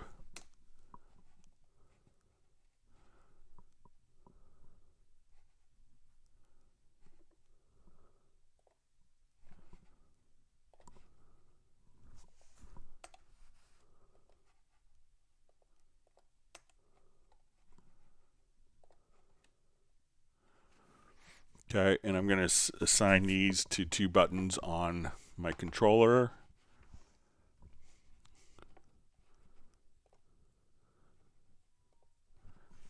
So let's go to my MIDI remote. And I'll just put this on my untitled page.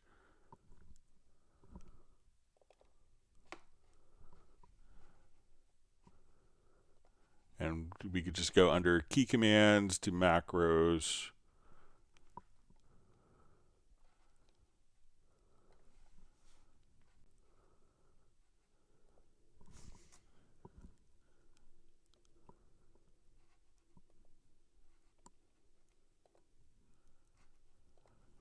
Okay, so now we have those two macros, and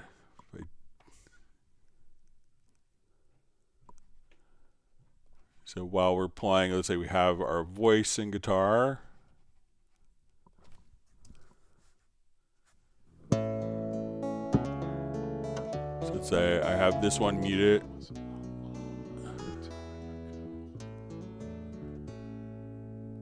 It was 7th grade in the school parking lot, waiting on our yellow coach. So now I hit this button. You looked my way.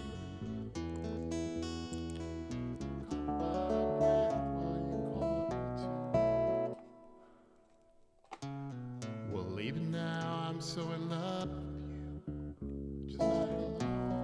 And let me just try changing the preference to enable solo on the selected track, because I don't think we need that anymore.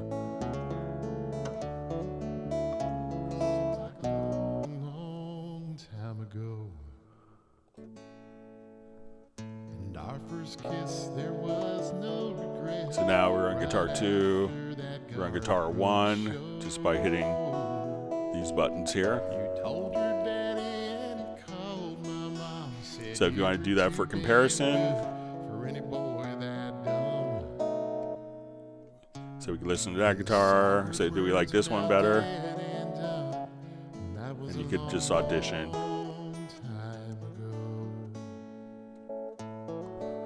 So let me know if that's helpful for you, inactive user. All right, and we have Manuel Ramsier on. Thanks for joining us. Okay, so we see Val has to head off, so thanks for joining us today from Vienna. All right, B with Goldie says, hi Greg, you planning to do Cubase live too? So I don't do, I haven't really explored doing live streams from like my Android or iOS device, but if you have Cubase questions, or I'm not sure if it's, so I primarily focus on Cubase since my whole streaming setup is based around my laptop, but if you have Cubase questions or Cubase live questions, let me know, and I could see if we could get them answered for you.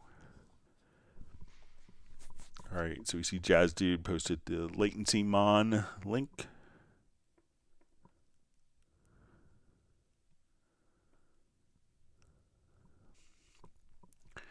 All right, so B with Goldie says, hi Greg, is there a way to chop 1 bar MIDI notes into 64? All right, so let's say if we have, I'm not sure if you want to cut it 64 ways. So say we have this MIDI event here. We could set our quantized value to 64th note. And if we want to, we'll just choose to snap. But let's say as we want to set our snap values, we're going to turn on snap, which you can do by hitting the letter J. We want to use our quantize, which we have set to 64th notes. So now if I hold down my Alt or Option key, let's see if, all right, I don't think that's 64th, but let's say we have this cut here.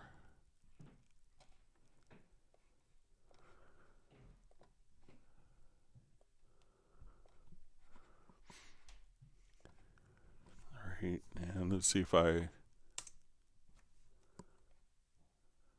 hold down Alt or Option, split. Let's see if it's going to.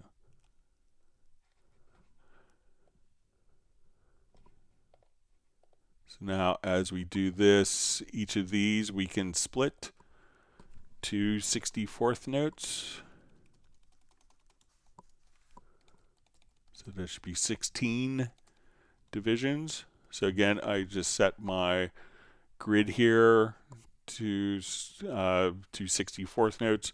And then if you wanted to split, like, let's say if we had whole notes, if you want to split those, so right now you can see we have a gazillion little events because they're all split to 64th notes. If we had a 1 measure event, and let's say these were whole notes, we could come over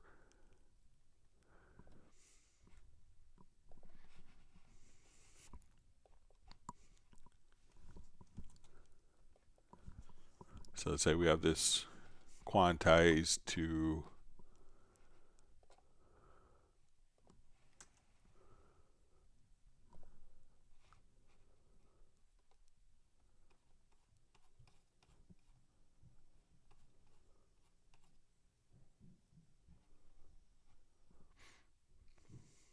okay.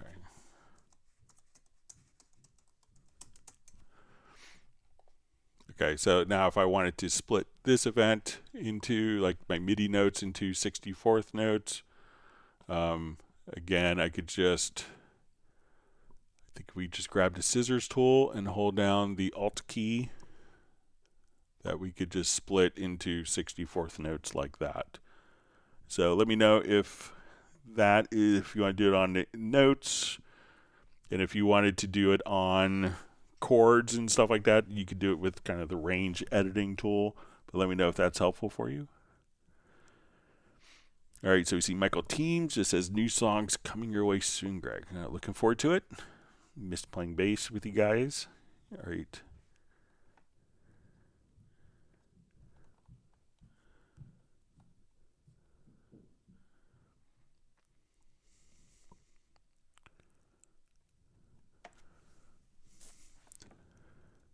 All right, so we see Peter says he's ready to go 15 rounds. He's all recovered. That's wonderful news. Great to hear it.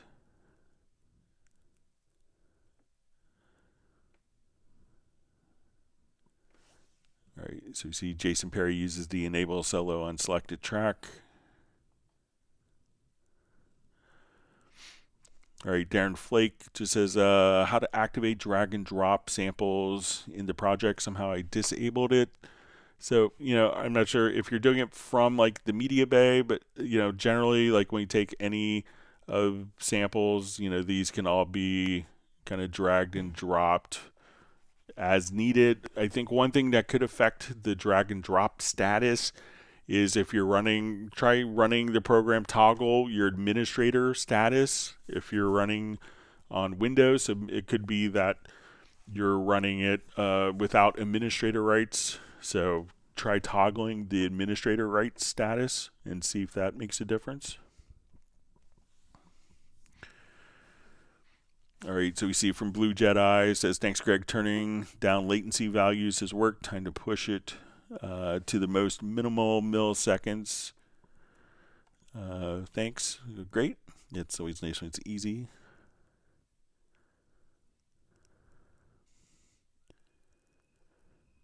Okay. Wonderful to see Graham Witcher on from Royal Wooten Bassett.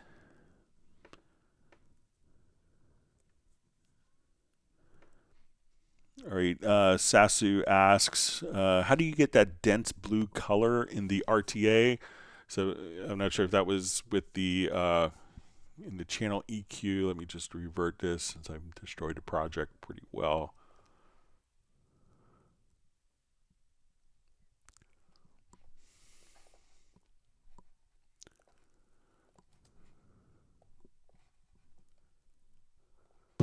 Yellow coach to ferry us home.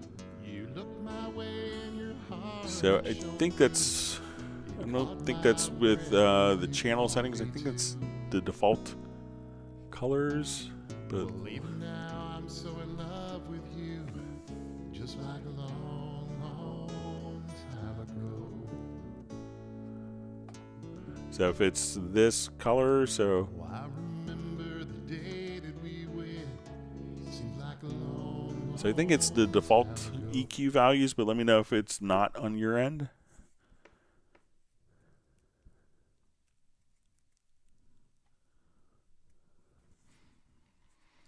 All right, so we see inactive user just says that's nearly what I want. Can I compare the two guitars to the vocal track that is still playing while switching between the two guitars? So yeah, I think, so let's say we take our vocal again, and erase this may have been after. 7th grade in the school parking lot. So let's say I have this one selected. To ferry us home. You looked my way and your heart shone through. It caught my breath while you called me to. So let me just Well, even now do my I'm so macros in here. love with you, just like a long, long time ago. No, I don't have the other guitar part in. But yeah, so Oh, it looks like that would. remember the day that we went. Seems like a long, long time ago. So I'll duplicate the guitar track here. Our first kiss, there was no regret. Right after that Garth Brooks show. So now I'll come over Your daddy and we'll run the up macro damn good for any boy that dumb. and run the down macro. His soured words are now dead and done. And that was a long, long time ago. Now our 2 grown daughters are married with kids of their So I don't have the EQ changes, but you can see how the one is muted and our one's soloed. So, all right.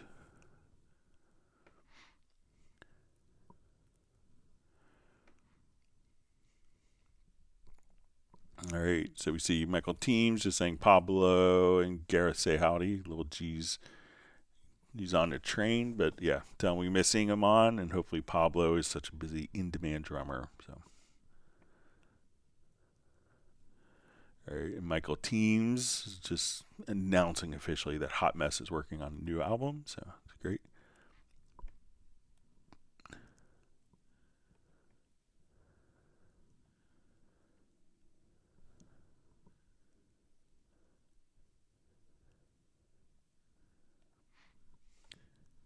Okay.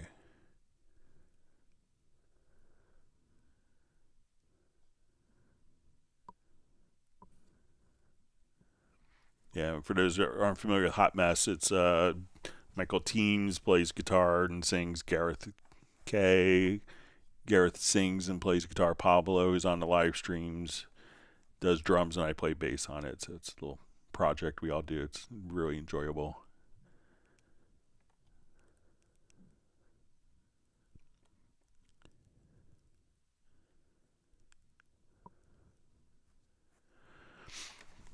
Terrence Shaw just asks, is there an invitation link for the Zoom with Chuck? So I have the meeting set up. So generally what we do is we want it to be for people in the live stream. So if you email me, I'm happy to send the Zoom link to you. So, but if you want to email me, but generally we'll announce it the day of, but the meeting link is created so I could share that. So if anyone wants the meeting link in advance, that would be great. So I'm happy to share that.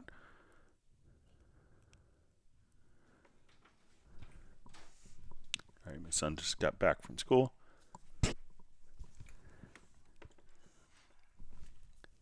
Hang on, my son has something to ask me.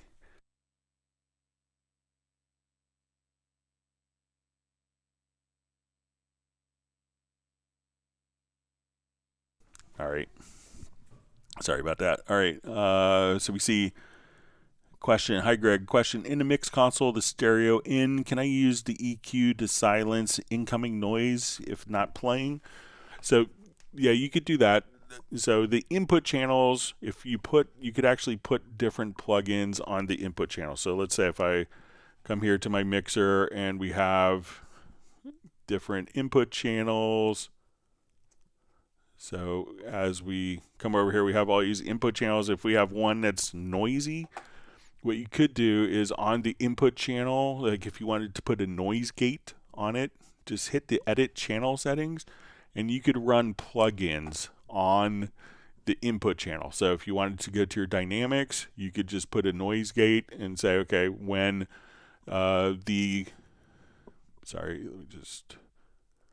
put a gate, and you say above this particular threshold, cut this signal out, and when a guitarist comes in with their noisy amp, we're not going to record all the noise, but we'll record the noise with their performance, but not the noise isolated. So you could put plugins. Now realize that when you do this, that plugin is being written to the file. So sometimes people may be worried about, if you're in like a huge recording session, you had Eric Clapton, in your studio, and you accidentally and let's say he happened to do something that affected the threshold of the gate and you lost part of his recording. That could be something that could happen that you couldn't necessarily undo because the plugins on the input bus are actually permanently written into the file. So, but you can put effects on the input bus and have those recorded in real time if needed. But be aware that you can't undo that. That's part of the file that's being captured.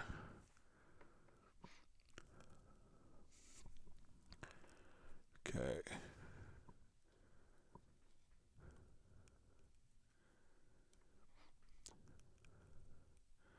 Right, so we see Terrence Shaw just says, is directed towards Jazz Dude. What time does I guess maybe the Zoom start? And so usually what we do is we do the last live stream of the month has been tradition for like the last 2.5 years. We will do a 2-hour live stream and then 2 hours inside, and then we migrate starting at after 2 hours to the Zoom. So it would be like 3 o'clock U.S. Eastern time. So, all right, great to see Pro Wash DFW on.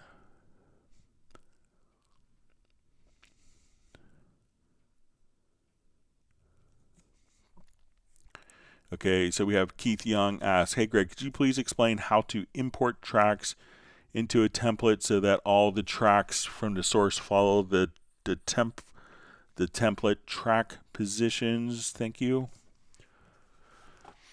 Okay, so there's 2 different approaches to this. One is if you have all right, so let me just come over here. Let's say I wanted to do this. Okay,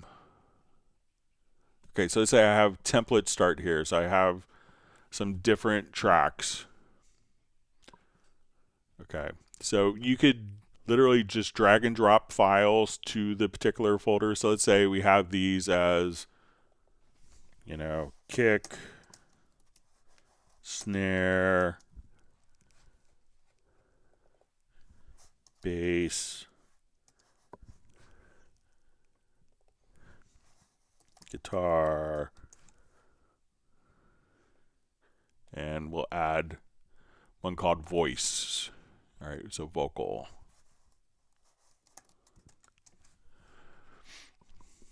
Okay, I'll just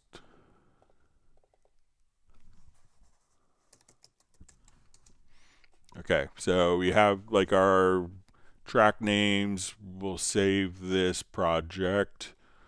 All right, so when I want to go to, if we have our template, one of the things that you could do that's an interesting tactic is if we come over here, let's say we have a new project.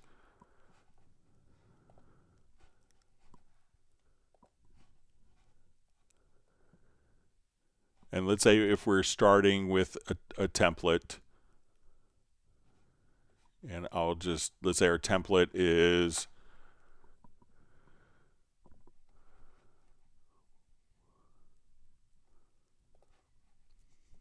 all right, and we'll call this kick,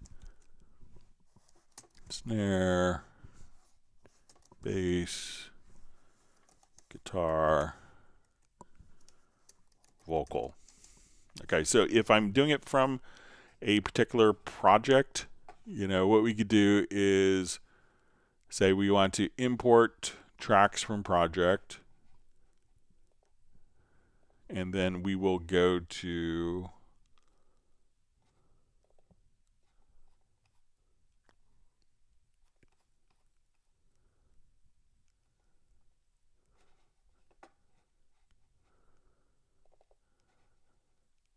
okay, so I have this project, and then one of the great things you could do is say, okay, I want to select all these, and we can say, okay, there's a kick track, and I have a kick track in my template. So I could say my destination track, I want it, and you could say select matching.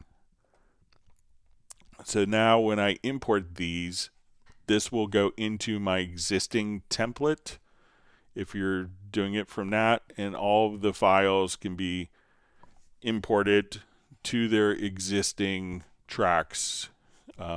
Otherwise, you could just physically drag it to the particular folder. So again, if we go to import tracks from project, we choose our template start. We'll say, let's take our events. We'll select all tracks, select the matching. So, and if you're good, if you have like a project from someone, you could just do kick, snare, and this way, if you have and this is where kind of standard naming conventions could come in. So we'll say, okay, I want this to, so now these would automatically be imported into the correct audio files because we could match the track names. If you just have a folder of audio files, you may just have to drag them onto the track. But if it's coming from a project, you can match those track names or manually assign as you go to import them. Okay. Great to see you on, Keith. Hope you're well.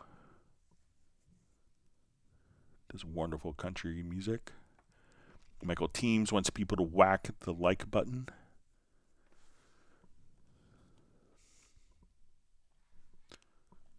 Okay, so I think we are at the end of questions. Again, we'll wait just another minute and we'll see if there's more questions that come in. If not, we'll wrap up a little early. Thank you for all the wonderful questions from everyone, and I hope that everyone's learned a new tip or trick. And if you look forward to seeing everyone on a Zoom social meetup a week from today. All right, so we see Sway TV just saying hello. Thanks for joining us today. So again, next Friday we'll have special guest Chuck Ainlay in our Zoom social meetup. So just a legendary audio engineer, has probably been working 40 years. Super nice guy, just one of my favorite people. So there'll be a great Zoom social meetup to meet up with him.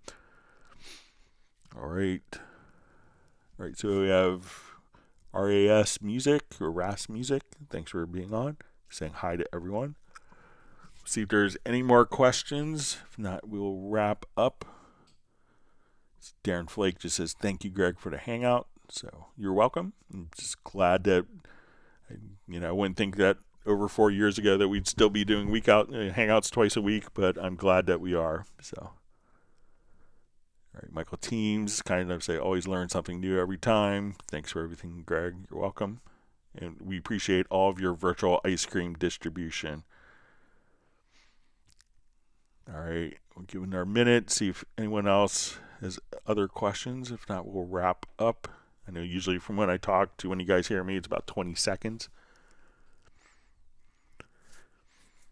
But I appreciate everyone spending part of their morning, evening, afternoon learning more about Steinberg products. And appreciate such a wonderful community that we have here. And I hope that everyone has learned a new tip or trick.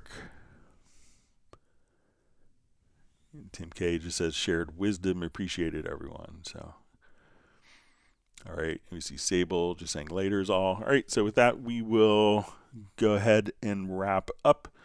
And we'll see everyone on Tuesday. So we will be doing it Tuesday. I'll be taking a couple days off, but I'm going to be working during live stream days. And again, Friday with Chuck Ainlay. Put it in your calendar. It's going to be worth attending. So, and with that, we will go ahead and wrap up. And everyone have a wonderful weekend. Stay safe and healthy. And we'll see everyone back on Tuesday. Thank you so much. Goodbye.